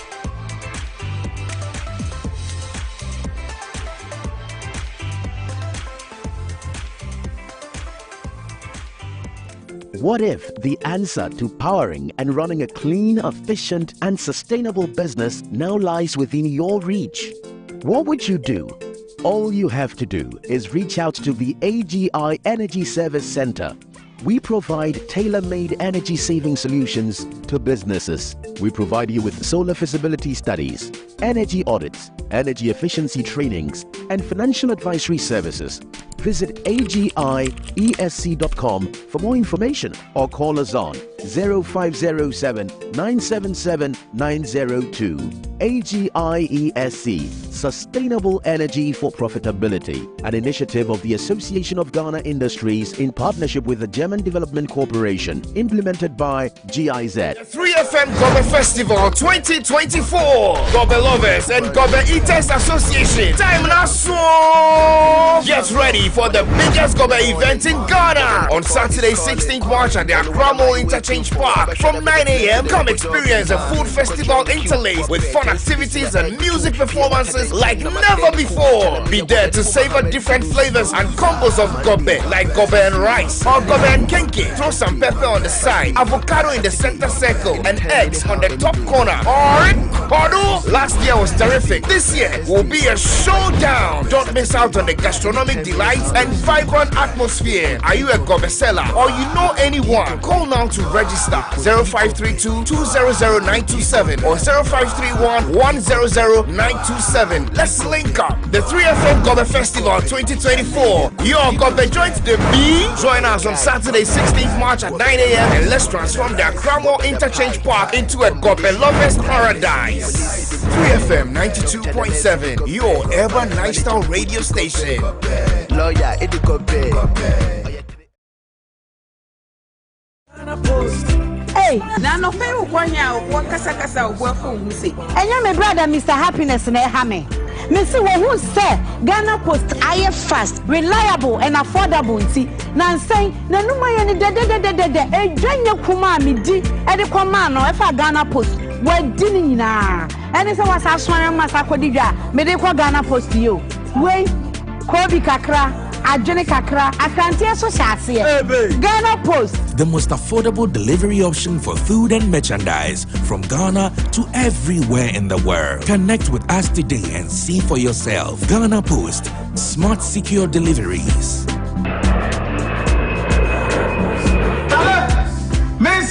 Package, no. In less than 5 days, Ghana Post, they make life the big. Ghana Post will deliver to you wherever you are in the world.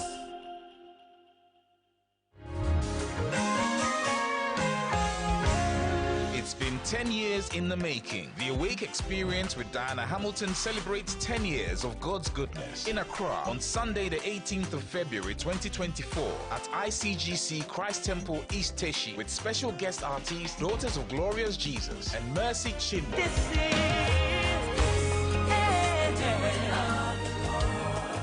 In Kumasi on the 25th of February 2024 at Church of Pentecost Auditorium, Bantama, with special guest artists Kofi Sapong, Akesi Brimpong, and Kofi Owusu-Pipra. Program starts at 4 p.m. Tickets are 100 Ghana Cedis Standard, 180 Ghana Cedis Double, 200 Ghana Cedis VIP, 400 Ghana Cedis Family of 5 in Accra, 70 Ghana Cedis Standard, 130 Ghana Cedis Double, 150 Ghana Cedis VIP, 300 Ghana Cedis Family of 5 in Kumasi. Get yours with the short code *725*8080#. For more info, call 054-690-7473. The Awake Experience with Diana Hamilton. 10 years of God's goodness. This is the doing of the Lord. It's the doing of the Lord.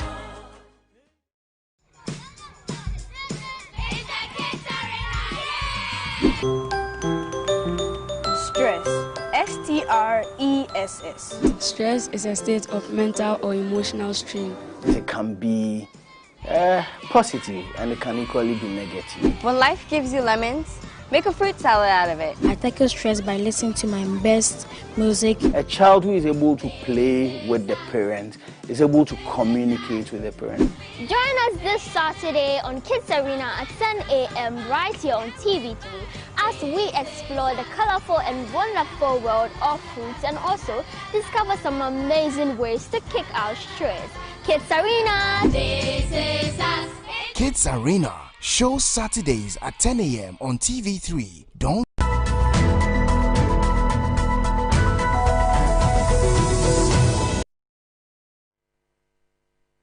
in respect to Japan, which is a royalties company and fully owned by the Minerals Income Investment Fund, as honorable members are aware, this was put on hold. The main reason for Japan was to have the IPO done, both in England and Ghana, but for quite a number of factors or reasons, the president advised that this be put on hold. So Japan is on hold at the moment. How much have you spent so far in relation to Japan? I'll get the exact figure, but it should be circa, should be around 12 million. 12 million? Yes. Dollars? $12 million, right? $12 million. Okay. Yes. Which is hanging now? Yes, Honorable Chair. Okay. Minerals Income Investment Fund, through proposal from Ministry of Finance and procurement of consultant, is convinced that establishment of a Japan will inure to the benefit of people of Ghana. I can't speak to the Ministry of Finance per se. No, I haven't finished my statement. Okay, all right. So you have done all these due diligence. You realize that the project is fine. Then the president say, stop it. We have incurred $12 million. The president says, stop it. Without giving you any reason. Then you stop it. No, that was not what it was. Why? Doesn't mean that if the president says stop something, we have incurred spend people's money. The president can't give you that, oh, what you are doing, let's hold on because of A, B, C, D. Just stop it, and then you stop it. Why? Honorable Chair, I believe that a review was requested based on several considerations, including certain reports. So I want you to share that consideration with us. It will help the committee to say that, oh, because of this consideration, it has been put on hold. Honorable Chair, unfortunately, I don't have those considerations with me because I believe, I think it was quite enumerated in Parliament, but I don't have the considerations with me. We could look at providing. Well, so that is the Public Accounts Committee Chair, James Klucha-Veggie, there, asking some further questions after it has emerged this week that government spent some $12 million on the suspended Japan royalties deal. You heard the CEO of the Minerals Income Investment Fund, Edward Anaya Okranting, disclosing before the Public Accounts Committee sitting this week and the details that he gave. Murtala Mohammed is member of this committee we are talking about. Now, after this detail was given, which we didn't know until this week, what questions are you going to be asking of that particular sector or that office or the government with respect to who were the beneficiaries of this $12 million? What expenditure was it used to pay for? And what has been the benefit thereof? Because as far as we do know now, the Ajapa deal has been suspended upon the directive of President Akufo-Addo. So what's going to happen next after we know that $12 million has been expended? Well, anybody who underestimated the thievery, the robbery that the people of this country have been subjected to by President Nana-Addo and his gang of appointees, then such a person should rethink. Mind you, this is not the first time the issue of Ajapa came to light. But it is important to put in perspective what occasioned all this. The Auditor General audits accounts or the finances or the books of public institutions. And when they finish with their report, they would then submit the report to Parliament. They submit it to Mr. Speaker, and Speaker will refer it to the appropriate committee, and in this case, the Public Accounts Committee, a committee which I have the privileged opportunity to be a member.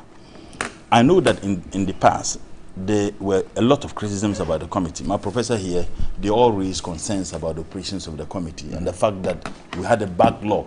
Sometimes you'll be looking at issues that happened 10 years ago. I think that this committee, and led by Honorable Aveji, ought to be recommended. Currently, we are looking at the 2022 Auditor General's report.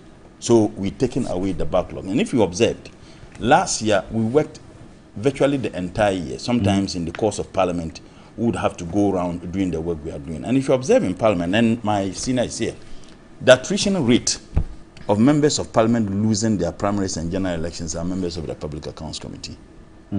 At the time when your colleagues are in their constituencies, you'll be going around the country doing this. So the attrition rate on the committee is very, very high. So I think that Honorable Aveji and the entire team ought to be commended for having cleared the backlog. And we are currently dealing with the 2022 Auditor General's report, because naturally there must always be 1 year, because you have to do that of the previous year. Absolutely. So once we're able to finish with 2022, unfortunately, Honorable Aveji is no longer coming to Parliament. The ranking member, a person who the Minister for Finance, I'm told, went to his constituency, campaigned for his brother to win. He's also no longer coming. So the enormous experience that these two individuals have, you know, will be lost to the committee. So I think it ought to look at. So once the Auditor General submits his report, and then the report is referred to the Public Accounts Committee, you then have this public hearing. The rationale behind the public hearing is to afford the people who have been cited for some infractions by the Auditor General the opportunity to come and explain themselves. So when we are seated, you have Auditor General staff who are also there. There are instances that people have appeared before us, and we realize that the Auditor General was wrong in some of the decisions and the conclusions they arrived at. There are also instances we realize that the Auditor General underestimated, you know, the gravity of, if you like, the rot or the thievery that would have or might have occasioned as a result of those people working. So there are a lot of reasons. And I even had a conversation with the acting Auditor General, and my position was that he needs to be quantifying the amount of monies that people have paid. But for the Public Accounts Committee, those monies wouldn't have been paid. Because when people are cited and they know that they will be appearing before the Public Accounts Committee publicly, some of them will quickly go and make the necessary payment. And the state would have lost all those monies. Now, on this specific matter, the Mineral Income Investment Fund, led by the CEO, the person you just showed on your program. Okay, but not to interrupt, but before we go into this matter, why do you sometimes ask some of the people who have diverted public funds to private use, their own personal use, to either refund?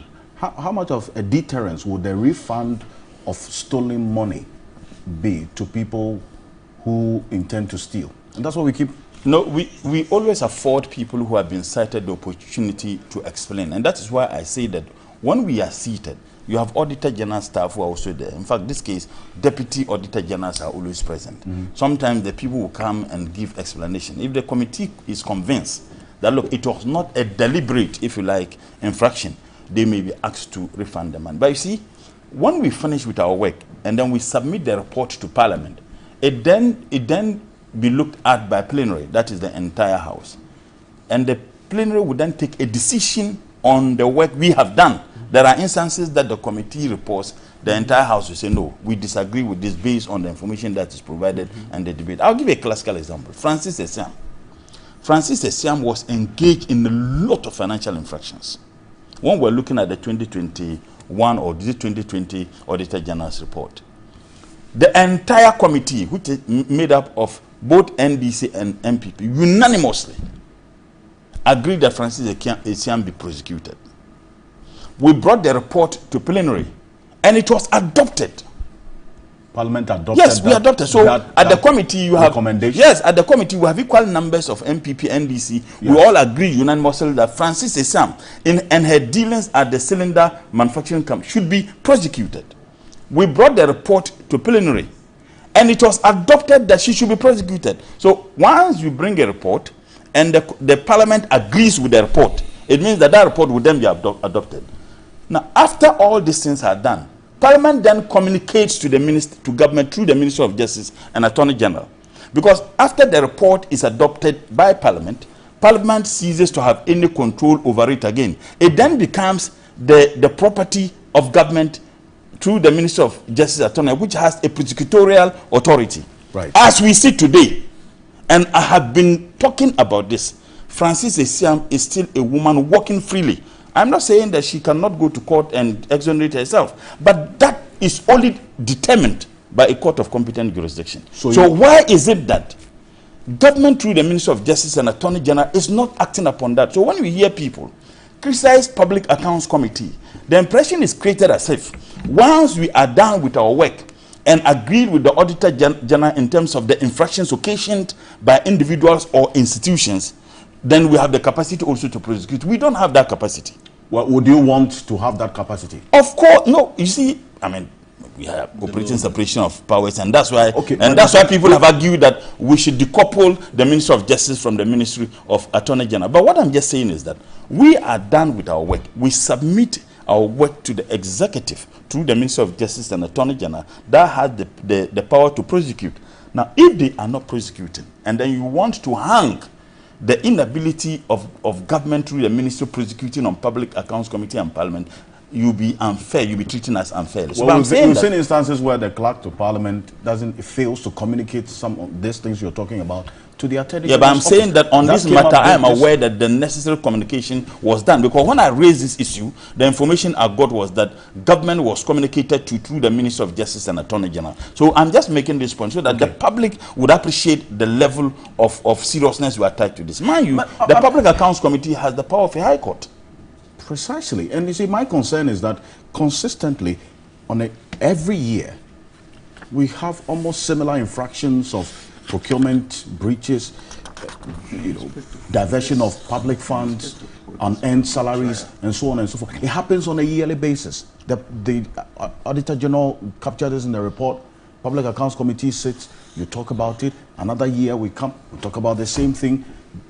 Clearly, if there's any punishment at all, people are not being deterred. The power is not to do those things. The power is the committee. But I thought he's explained yes. It will have to. Yes, but there are some like unearned salaries, for instance. You see, the powers doesn't have to go to the AG. When I say we have the powers of a higher court in respect of orders and not trial, you see, that's the difference. Right. But let me just zero on this specific matter. Okay. So the Mineral Income Investment Fund appeared before our committee in the matter of an infractions that they have been cited to avocation, financial infractions, by the Auditor General. Now, we had this interaction with them, which was carried, live. Now, a specific question was asked on the Ajapa deal because they handled the Ajapa deal. Some shocking revelations came up. I know that policy is not generated at the institutions or the ministry. In fact, the power, the capacity to generate policy is done by the executive. So the decision to invest in the Ajapa deal was a decision taken by the Minister of Finance. That was the information we got first and foremost. Now, they were then asked to implement that decision, which is a program.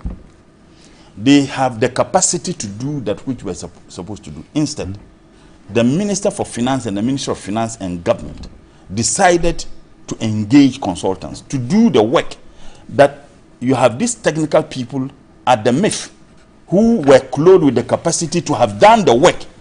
They then got so-called investors to do that. We demanded that they give us a list of the investment. In fact, I asked that specific question. The list of the consultants? The list of the consultants that they use. Okay. They also said that they had to establish an office in Ghana and in London. And that was when the chairman asked how much they have spent so far. And they have spent over $12 million. People are underestimating these figures. $12 million is over 120 million Ghana cedis, because a dollar is more than 12 cedis today. So even if you want to look at it as 12 cedis, $12 million is over 120 million Ghana cedis. Kolebu, there was a problem just recently, and they needed just 4 million Ghana cedis to fix that problem, to prevent people from losing their lives. National service persons are not being paid for about 4 months now. These are young men and young women who struggle to go and discharge their responsibility. Service to this state. Dr. Baumia is telling us that they would abolish it. I mean, it's not well thought through. That the reason why you have national service is not just to engage them, but to instill some sense of patriotism in them. Okay. Let them appreciate that the state spends some money to educate them, and therefore they must also contribute and to. But Dr. Baumia is going to abolish it. They haven't been paid.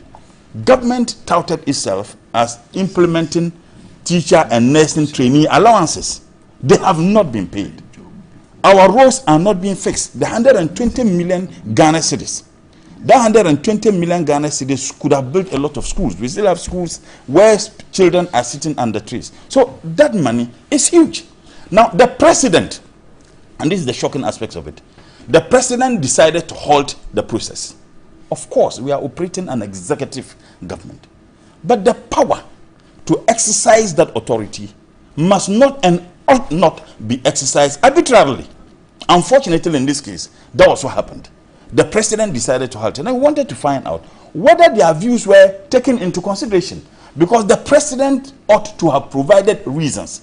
Let no one tell me that the president doesn't need to provide reasons why he decided to halt the process. We are talking about over $12 million that had been spent so far. So now, the president decided to halt the process, and we wanted to find out whether there was official communication between MIF and the presidency. There was no any official communication. The CEO said they were not officially communicated to? No any official. Yes, that's what he told us. No any official communication. And the only communication that he is aware of has to do with the communication to the Minister of Justice and Attorney General. And for me, that is extremely shocking. I mean, if for nothing at all, if the president decided to halt the process, conscious of the fact that over $12 million had been spent already, the president would have sought the views of the very implementers of the program, okay, who worked on the thing and who appreciated. Maybe perhaps they would have given a contrary view, which would have informed the president not to go ahead. Assuming that it was just a political decision to do so, must that political decision, the authority to make a political statement and take a position that would be binding on us, be exercised with alacrity as the president did? To be very honest, I find it extremely difficult to see any semblance of independent state institutions being operated under this government. And President Nanado runs this country not just as, he doesn't run this country like an elected president. Okay. He runs this country like a king. Like a king, he decides what he does at any point in time. Of the Ajapa deal. So as we see today, beyond this revelation, what I want to find out is, what is the Public Accounts Committee going to do? We want to get some more answers to. We demanded information. We demanded information from them. We wanted to know those consultants, and some of us are picking some information that are extremely shocking, and I can't put it here until we get the facts. We wanted to know the faces behind those so-called consultants. Okay. We want to know the gravity. In fact, the information we are picking is that the monies they spent was even more than the $12 million. The money spent on Ajapa deal was more than the $12 million.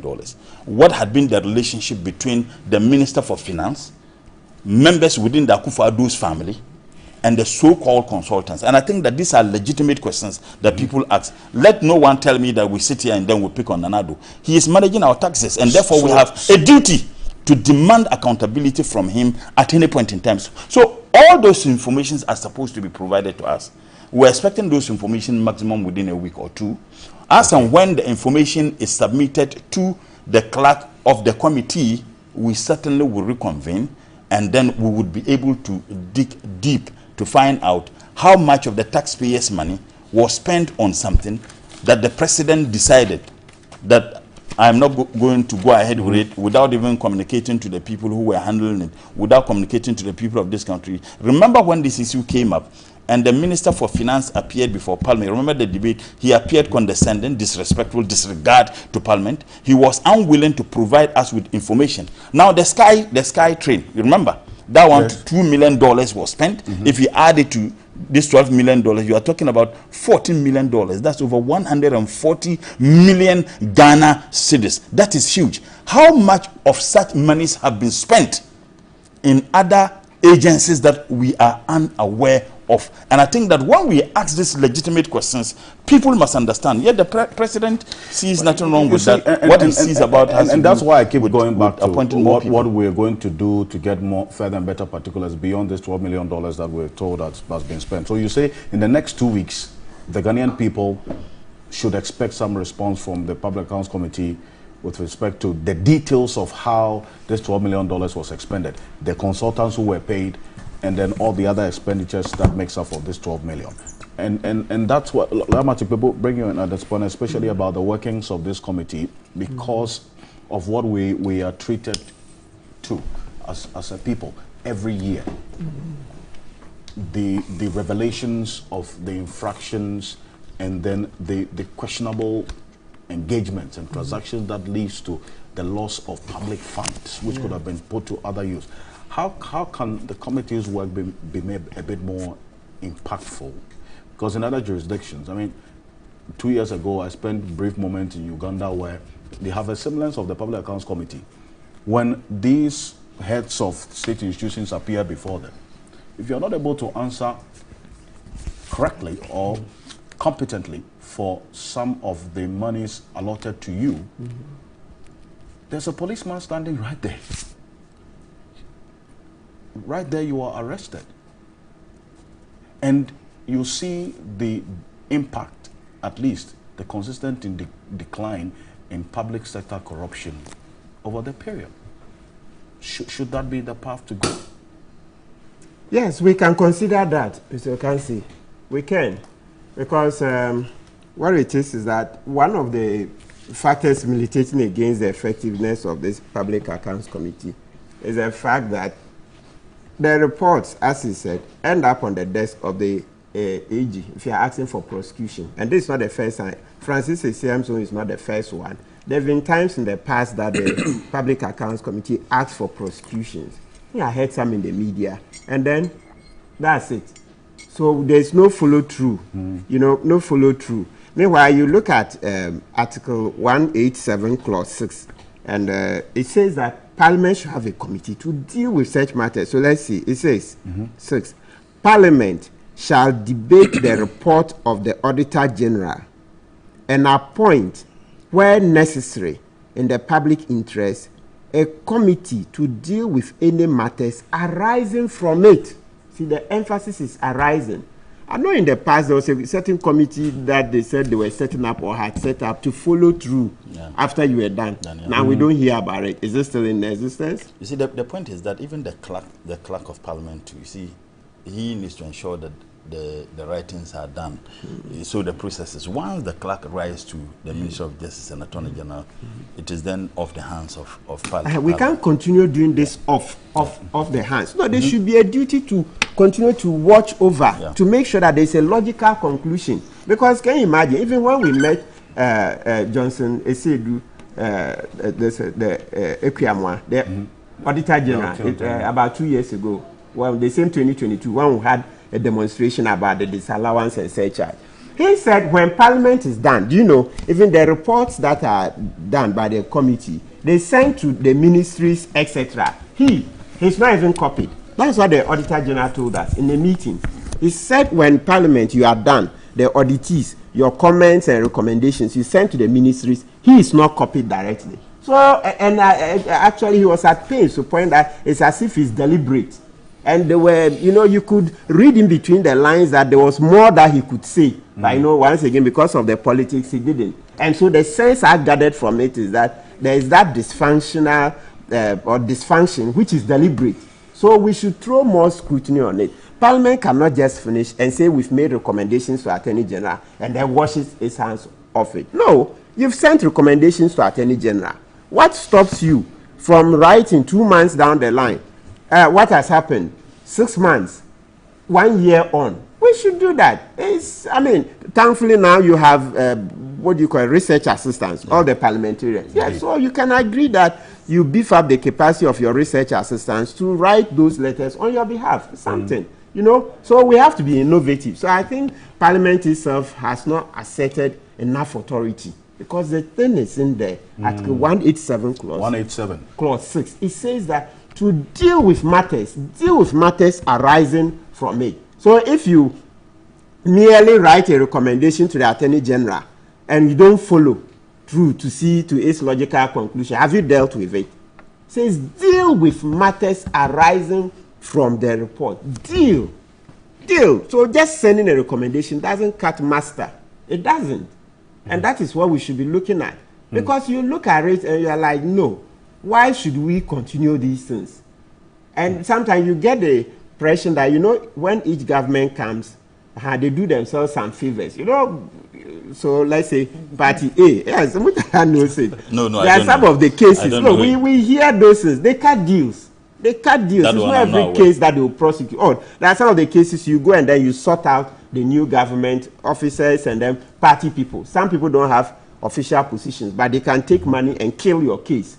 Those kind of things. So when you see this Auditor General report, some of these things not getting prosecuted, then you understand that maybe those are some of the deals being cut too.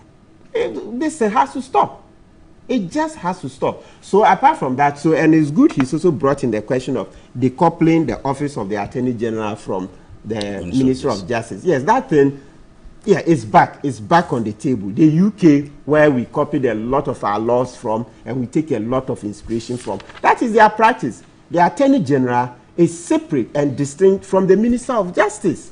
The Attorney General is a politician. Of course, the Minister for Justice will also be. But when you separate them, then you know that the Minister for Justice, his main work will be to see to, what do you call, these cases, improving the justice system, etc., right? So if you're able to do it in that manner, what we're expecting is that he will have a reason to push. Because if he doesn't push for those right things to be done, the public will hold him accountable, even if the president is not, right? So let's look at the UK system where we have copied a lot of our laws and see how they have separated the Attorney General from the Minister for Justice, because there's still need for it. You remember, this was the debate, this decoupling.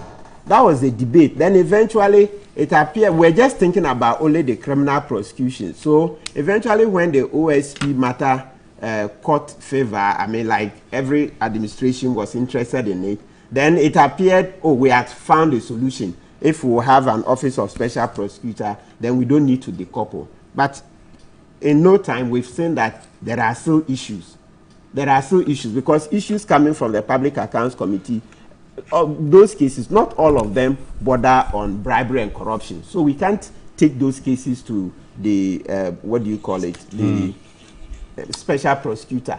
But we will still need to get those people prosecuted. So there is still that need. So that we'll get some independence. If we can't do the decoupling, then we should be looking at, you know, under the law, the Attorney General can delegate powers to public officers to prosecute. Then Parliament should find prosecutors so that to do that. Yes, because you know currently for SNATE cases, Attorney General is given authority, so SNATE has prosecutors, Forestry Commission, all right. Even Minister of Trade on this. But in fact, that reference you make to the special prosecutor, I've just got somebody, in fact, a source within the special prosecutor's offices, because the Attorney General does not determine what cases OSP prosecute. If it's not corruption, then they have to refer to the Attorney General who controls police and EOCO prosecutions. Because if it falls under corruption and you send to AG instead of the OSP, the Attorney General can ignore it. And OSP can't go into it because it is not aware of it.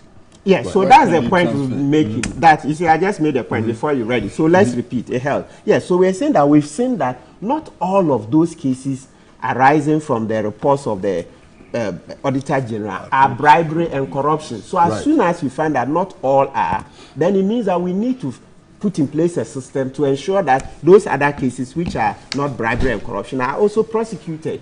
Yes, that is the point. So we need more sunshine. We need more sunshine. And then perhaps, I think, you know what, because even for the OSP, you know, under their law, they don't always even need a complainant. When they hear things in public, they can jump in. So maybe the OSP, now, you know, last year they got eventually about 249 new employees. Maybe they should have employees sitting at the Public Accounts Committee and following by themselves. So when they see a corruption case, they themselves will take it. They shouldn't sit back. Yes, they shouldn't sit back and expect that when it goes to the Attorney General will bring it to them. No, they should deploy some employees to go and sit. But the thing is carried live on national television. Yes, so you don't need to. Yes, like national security, you can sit in your own office and monitor the radios and all that. Yes, they should do that. They should be more proactive than being reactive, that they wait for Attorney General to refer anything to them. No. Fantastic. Yeah. Yes, thank you very much. As to whether this recommendation is going to come. But why do you always want to come to me late? No.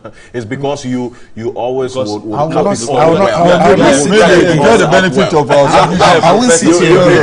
Enjoy the benefit of our absolutely. But this has been a very interesting discussion, particularly on this subject matter. And the direction my good friend Martin points out, the solution actually is in Article 187. He's not your good friend. You are fighting him. Oh, but good friends don't fight. Yes. The businessman. Yes. The businessman.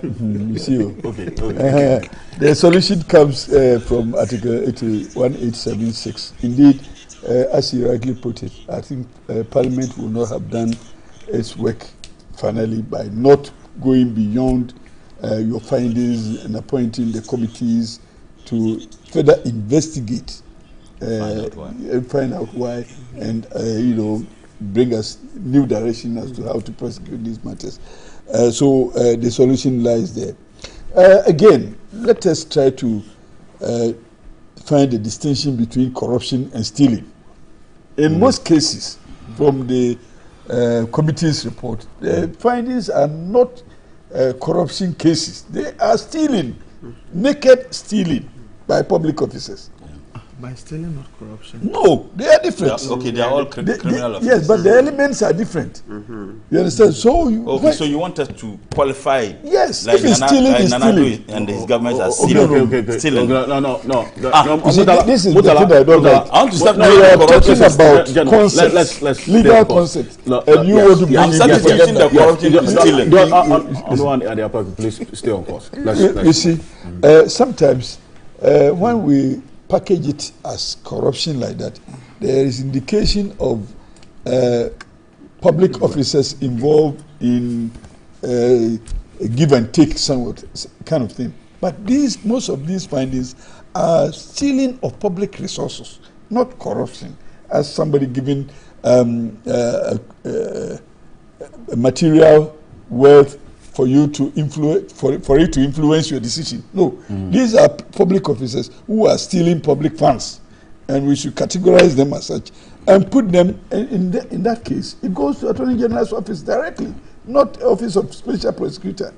So when we distinguish between the two, then we can call upon the state institutions to continue with the investigation. But this critical aspect of forming a committee to investigate further and bring us more information for the sake of prosecution is very relevant. Indeed, we will have to push for such things happening now. Because it's easy for maybe Attorney General's office to say that we don't have further and better particulars of the offenses you are complaining about, and therefore we are we don't have the capacity to continue with the prosecution. Again, one thing I have always thought must happen in Ghana, test the law on whether or not the Attorney General himself can be issued with mandamus orders to undertake certain national assignments. Right. It is not within the ambit of the Attorney General to comfortably say in the office, I'll prosecute this, I'll prosecute that, and that kind of thing. You know, it must not be selective. It does not have the luxury of discretion in matters like this. And I want us to, in fact, even when matters go to Supreme Court and the Supreme Court is not acting administratively to get a matter before the court, maybe even impaneling, you see, let's test the law. Put the Chief Justice before the court with mandamus application and let the court direct that person to do that which your office requires you to do. You see, sometimes we are very shy of pursuing the law to its logical conclusion. So, in this case, if Parliament appoints a committee to further do the investigation, right, you come out with your findings and you put it before the Attorney General. Attorney General is disinterested in prosecuting. Will that be the end of your investigation? It appears that's what's the case with the Public Accounts Committee. Yes, but I want to believe that the law provides a remedy. And the remedy is that put that public officer, and all of us are public officers, put that public officer before the law. And with an application, please, we came to investigate this. We have made these findings. We have given you a report, so and so date. And up till now, we are not finding any right to, the law says that right to him as a committee or as a new committee formed by the Parliament. No, even the committee. Or the committee, right to Attorney General. We have submitted. But it's not the committee, it's the clerk of Parliament. Yes, the clerk of Parliament. Or even the committee appointed by the Committee of Parliament. You see, the law allows you to appoint a committee to do further investigation. So that committee can also write to Attorney General, say that we have submitted a report based on this, and we have made our findings on this, and we think that we have brought to you the elements of that crime for you to continue with prosecution. We are reminding you that you are under obligation under the law to carry out prosecution of this matter. He wouldn't respond. Then you serve him with a reminder. We are further reminding you that pursuant to the letter given to you, also attached with the report, you have still not performed, and that we are giving you our reason to go to court to compel you to perform your assignment. Then he doesn't respond to that one also, and then you go to court and say, court, I have given this report to Attorney General. We have advised him on 2 occasions, even reminded him on his obligation. He hasn't done that. So compel him to undertake that prosecution. And let's see what the court will say. And if the court says compel him and he doesn't, then contempt action would have matured. Then you go again and say, the court even ordered him to undertake this prosecution. He has still refused to do it. So cite him for contempt. Then contempt is a quasi-criminal. It becomes a matter of that person holding that office. We commit somebody like that to prison for contempt. And then let's all understand that when you take public office, you are under certain obligations to do certain functions. But if Parliament finishes with its report and sends it to Attorney General, and it ends and it's at the whims of the Attorney General to take a decision whether or not to prosecute, then all the work undertaken, and don't worry, mind you, we would have expended a lot of resources to come to that position. The sittings, the invitations, sometimes the committee will have to travel to certain destinations at the expense of the public. All these things done, and at the end of the day, nothing happens. Then if we didn't even start the investigation, probably we'll be better off. So my take is that let's push the law to its final and logical conclusion, because if halfway, we are losers twice, because the people will have stolen our monies, and we would have expended money in the investigation, and we don't get anything back in return. And that is most unfair. So the Minerals and Income Investment Fund created as a public entity. Then they go out also to outsource a function under the same public which they have the capacity to perform. Which they have the capacity to perform. Outsource it to a private entity, whether just with justification or not. And I'm happy that the man will have to come back and bring us the justification for doing that. Right. And let us follow it also and see. And when such matters come, what I don't like is the politicization of national issues like that. This one, it is not clothed with any partisan. Which one? Indeed. No, the investigation into this one. Yes. It's partisan. Why should it was done by an elected government representing a political you were party. concluding. So it's politics. No. That is where we all miss the boat. Okay. Well, how do you miss the boat? My brother, let me finish. Okay. Me, I want you to finish. State institution, Minerals Income Investment Fund, created by an act of parliament. Appointed by who? Look, there must be a Ghanaian to be appointed as head. Okay. So it is still a public institution. In their dealings, this is one function they should have undertaken. They have created, outsourced it to a private entity. Right. Under what circumstances the investigation should continue through the parliamentary committee. When we come to the point that we have lost as a country so much money to entity A, B, C, D, which is private, and we have investigated and we have found that these funds have been disbursed wrongly. Let us see it as an attack on the state, not any political party or anything or political person. So prosecute the agenda as a national exercise. Really? And yes, the prosecution cannot be partisan. Okay. This is what I'm suggesting. The moment you introduce partisanship, then people begin to take positions. How? I think that this is an offense against the state. And indeed, when you go to court, you are going republic basis. Offense against the state by people who were politically appointed. What do you mean by that? Forget about they are political appointees. They are political appointees. Listen, the appointment will have to come from somebody. Okay. Oh, please. Thank you. The appointment will have to come from somebody. And if that appointment is being done and you are opposed to it, you have the necessary structures to use to stop one. Okay. In fact, the appointments, most of them even come to Parliament for approval.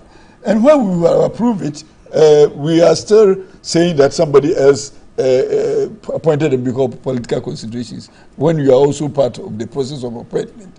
So what I'm saying is that, notwithstanding the processes of appointment, at that point where we engage you for public position, you are a public appointee, and therefore whatever you do is for the public. If you do something inimical to the interests of the public, let the public prosecute you. That is why you go to court and you are fighting against the state as an accused person.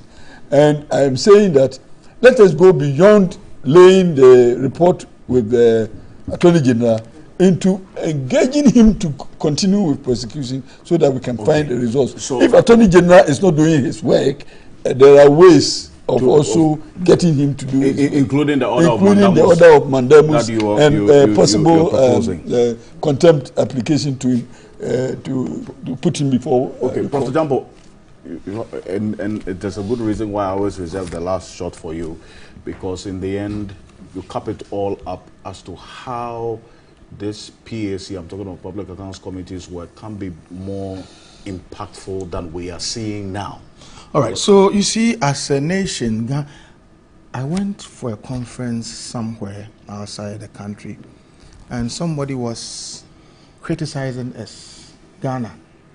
We are always the first to begin something, first to do this, first to do that, first to achieve it, first, but last on virtually everything. So we are quick to set up state institutions, but also quick to make these state institutions weak, dysfunctional, inoperative, and powerless. So we can quickly take our constitution and say, oh, look at our 1992 constitution. It contains so much. But all the institutions provided for under this constitution we ourselves have rendered them powerless, dysfunctional, inoperative, and incompetent. Look, one of the reasons why I'm told President Akufo-Addo did not follow through the proposal for constitution review was that he believed that with the right caliber of person in charge, even a bad constitution can be worked such that you would not exploit its loopholes to satisfy one's personal, agenda. So I believe that this area of our governance process has been there for a long time. We've been saddled with this problem of the Public Accounts Committee for a long time. Unfortunately, since 1992, we haven't had leaders who are bent on identifying some of the, it's not even identifying, the problems are always staring us in the face. We've not had leaders who say, this is the problem, and so this is how we can fix it. Commitment. Yeah, we have always had leaders who look on, they look at the problem and then they give up. They look at the problem and they pretend the problems do not even exist. Because these PAC problems, we've had them over and over and over. And so Ghana, when are we going to have that kind of leadership? Prof, who would look at? Please give me 1 minute.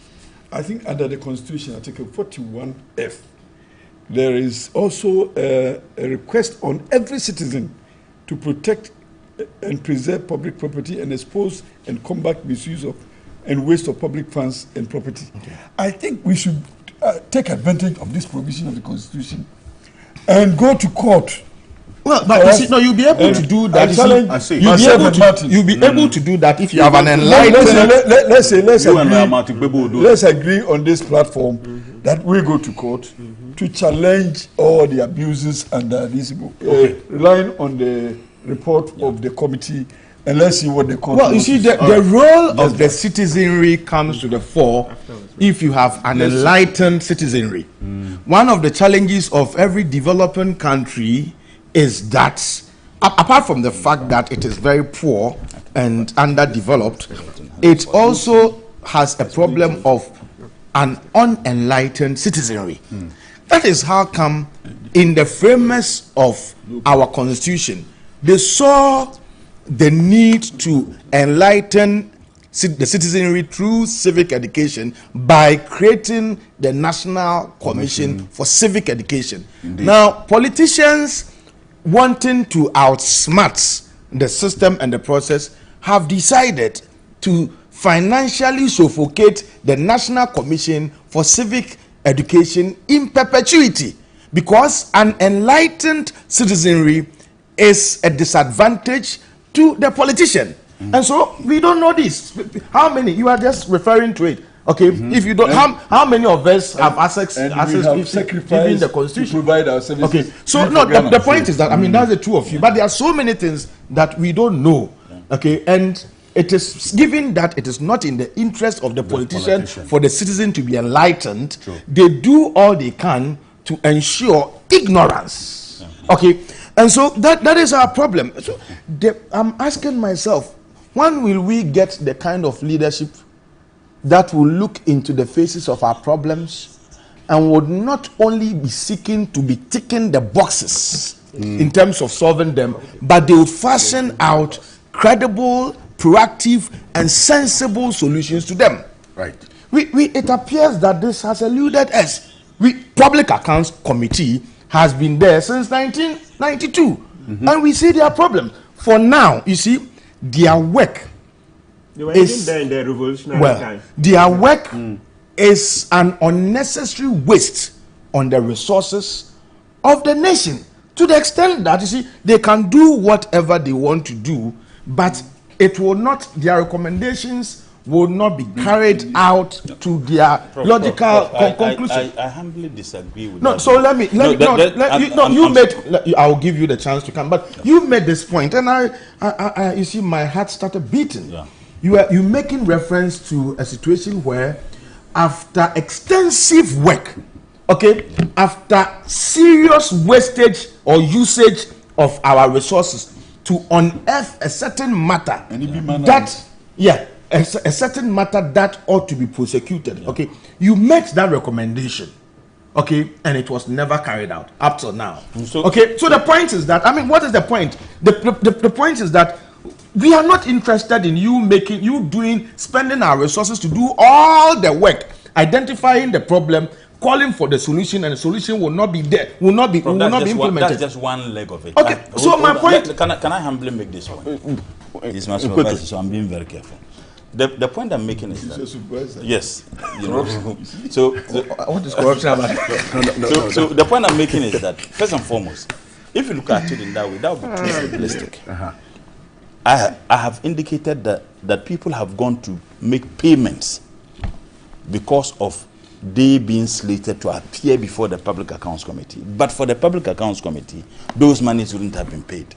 And I stated here that I have also even personally spoken with the Acting Auditor General, quantified the amount of money people have paid because they are dreading to appear before the Public Accounts Committee.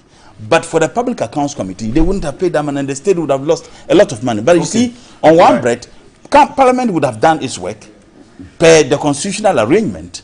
The responsibility to prosecute is not within the control of Parliament. So I'm saying that we can look at it. If Parliament is able to discharge, or the committee is able to discharge that which they are tasked to do, if they are able to do it, we need to praise them for that. However, what can they do further with all of us, based on even the article that he read? It's not necessarily even Parliament, to ensure that we get to conclusion the work that Public Accounts Committee had actually started. If we are not able to get to the conclusion, then we'll have a problem. My difficulty is when we say that we spend money, we think that it's a complete waste. I think I'm an academic. I give in to superior wisdom. If you are telling me that, people fearing or dreading to appear before the PAC have gone to make money, payments, Nicodemously, so that they don't appear. I mean, it's a good thing. Okay, but how many cases? How many instances do we have? Okay, so the point is that I am looking at a point or situation where we would get to, in our epoch of democratic development, where the PAC and its work, its recommendations, would get to logical conclusions. If they say that somebody ought to be prosecuted, it should not be whimsically or capriciously determined by the by government or by the Attorney General as to whether this one I want to do it or I don't want to do it. Okay, otherwise then what are we doing as and so my point is that, so when will we get the caliber of leadership that would look at all, you see, governance?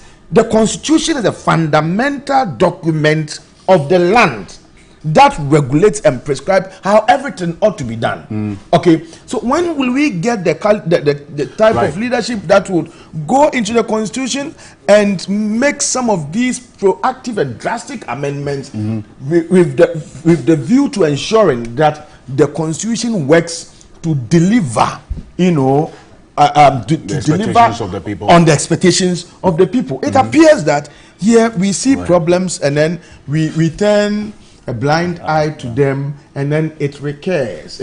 I mean, you were trying to commend the PAC by saying that now they are looking at 2022 reports. What prevents them from prevents us from getting to a time where we are just at the beginning of 2024?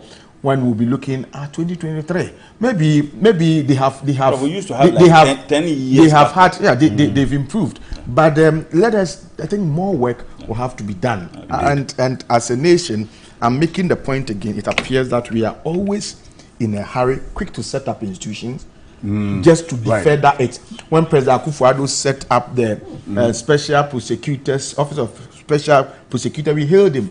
But if you hear Kisi Jaben talking, we have set up the institution but deferred it such that it cannot even fly. True. So we are always in the habit of ticking the boxes. I've done this. I've done, without putting our soul and heart into such achievements that we claim to have chalked, and it doesn't help us. So I think that Ghana we have a lot of things. We have a long way to go in terms of even the caliber of people who aspire to lead us. See, now there are so many manifesto promises. There are so many, I'm going to do this, I'm going to do that, I'm going to do. Everybody is telling us what they are going to do. But I'm telling them that it is not what you tell us you are going to do that matters. It is what you have done. It is what you really do. And to the politicians, let me make the point again. In the 2024 elections, the outcome is not going to be determined by the numerous heavenly promises that you make to Ghanaians. People are tired of the kinds of things that politicians, the kinds of things politicians tell them when they see the crowd. It is not going to move anybody. It is going to be a side-by-side comparison of achievements, track record, integrity, resilience, what one has done before. That is what is going to sway voters. And so let us cut the numerous things we say we are going to be doing, and let us look at problems that are persistent now, problems that are existing now, look into the faces of those problems and solve them. It is when we have shown commitment to addressing the current problems that we will be able to build a certain goodwill, in the minds of Ghanaians, so that that would shape their voter behavior. It's not about, we see this problem. We have not fixed public accounts committee problem, and yet it is there, and yet we keep promising we are going to do this, we are going to do that, Are we a promising nation, a nation of promises? There's some news just coming through. Promises. What is wrong with that? This information is very important. Prof, as we sit today, the 2023 Auditor General report from the Auditor General's report has not been released. So what we are dealing with is the last Auditor General's report, that is the 2022. That's okay, I said I have a message from another member of the Public Accounts Committee, Kofi Adams, for the Member of Parliament for the Boem constituency, says the 2023 Auditor General's report is yet to be released. I think that's the point you are making.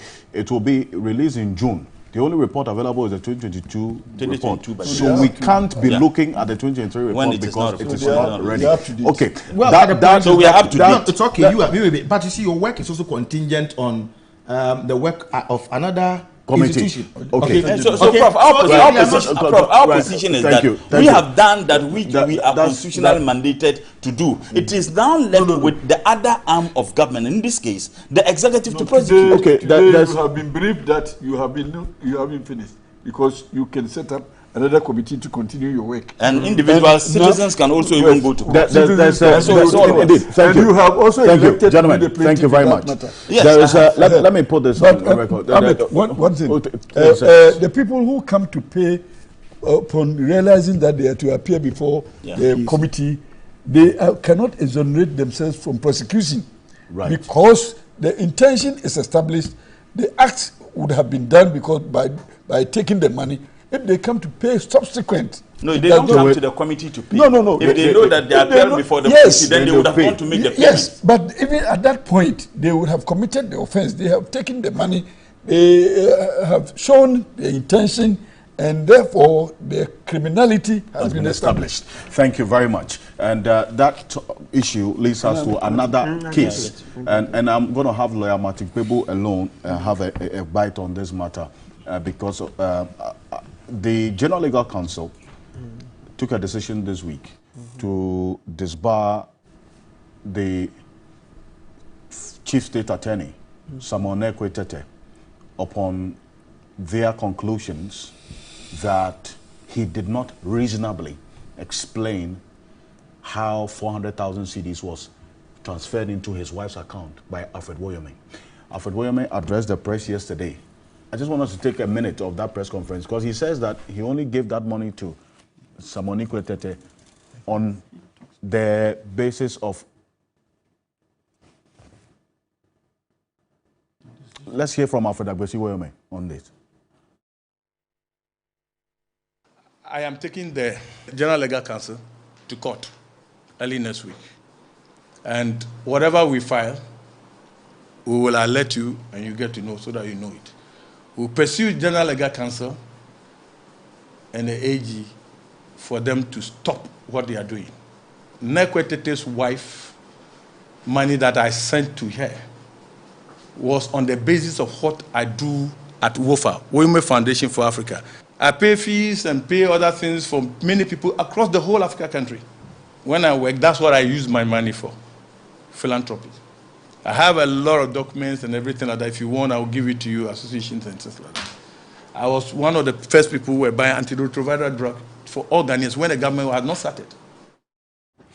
So that's Alfred Ocansey there. So you say he did so on humanitarian grounds, really. Nothing to do with the case.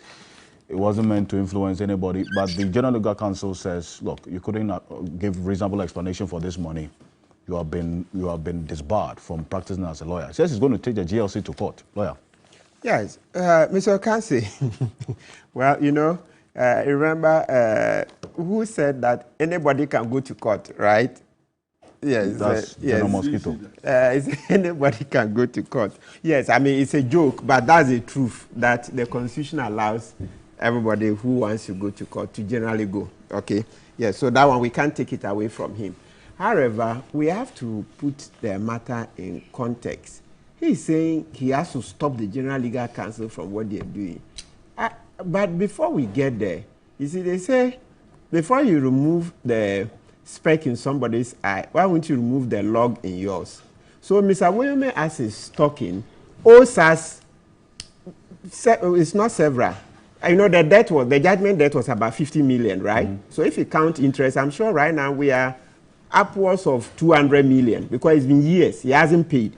So here is a man, the Supreme Court. Sure he owes us? Yeah, he owes. Okay. Over 100 million if you are counting interest because it's a judgment debt. Yeah, but why haven't we collected it? So that's the question. I don't think he owes us. Because, listen, his debt was a campaign message. Exactly. Woyome, woyome, woyome, woyome, woyome, woyome, Gagantuo, Wanchendi. In 2016. Yes. Okay. That's one of the from reasons. 2016 up till now, this man has not been arrested. He's not refunded our money to us. And you think he's still... I think that it's either he doesn't owe us, he owes. We have mudslinged him, or then he may have influenced or done something to the system such that the system is not able to go after him. So the Attorney General needs to come out. All these the Attorney General needs to come out. His silence on the matter is definite. So Attorney General Godfrey Dame, you have to come out. Not been able to I have a feeling that we haven't heard about the progress in recovering the Woyome money. So he has given money to all of them. I don't know. That's why we are calling on the Attorney General to come out and answer. I mean, what efforts he's taking since the last time, because we are aware they attacked some houses. It also led to some disputes in the Supreme Court, but eventually it was cleared. I remember UT Bank and the rest came in, but still the court said those houses must be auctioned. But that's not sufficient. As I said, if we add interest, the judgment debt now should be over 200 million. So we need AD to come. Why are you not collecting our money? That's why I said, so let Godfrey Dame come out to say what this and he's been doing behind the scenes. So the General Legal Counsel thing, he says he wants to stop. Look, listen, what are the facts? So far, we don't have the full judgment, but what the General Legal Counsel has brought out is that his wife collecting that money at a time when Nekwitete was on Mr. William's case is a conduct that has brought the dignity and high standing of the legal profession into disrepute. With the General Legal Counsel didn't say it's a bribe. No. From the short message they brought, they said it has brought the dignity and the high standing stature of the legal profession into disrepute. And it's not something you can deny, because here you have, can you look at the optics, that the government is in court against Woyome, and then one of the government lawyers' wife has received money from Woyome. You can't justify this. And quickly, this is tied to the way Article 284 looks like, you know, conflict of interest. It doesn't always have to be actual, but if the optics make it look likely, we'll stop you. So you see that, so that's how if it quacks like a duck and looks like a duck, then it is one, right?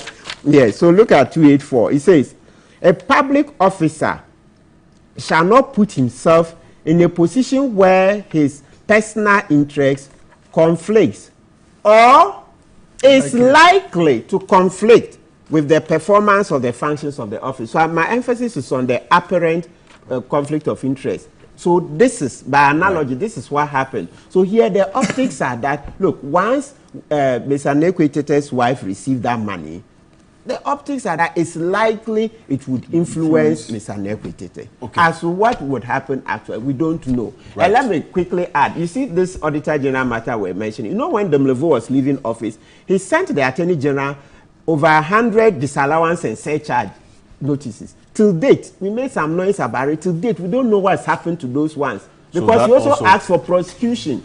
Okay. Or recovery, sorry, recovery of the money. Thank you very much. Now, we have to go. But there's some information that has just come through.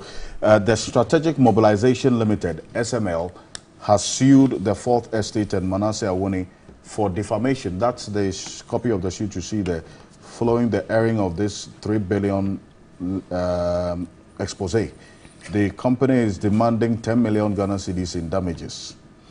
So if you go on our website, 3news.com, you'll see the full copy of the suit from Strategic Mobilization Limited suing the Fourth Estate Manasseh Awuni on the expose. And remember, the SML contract is still being audited by KPMG. They asked for a 1-month extension.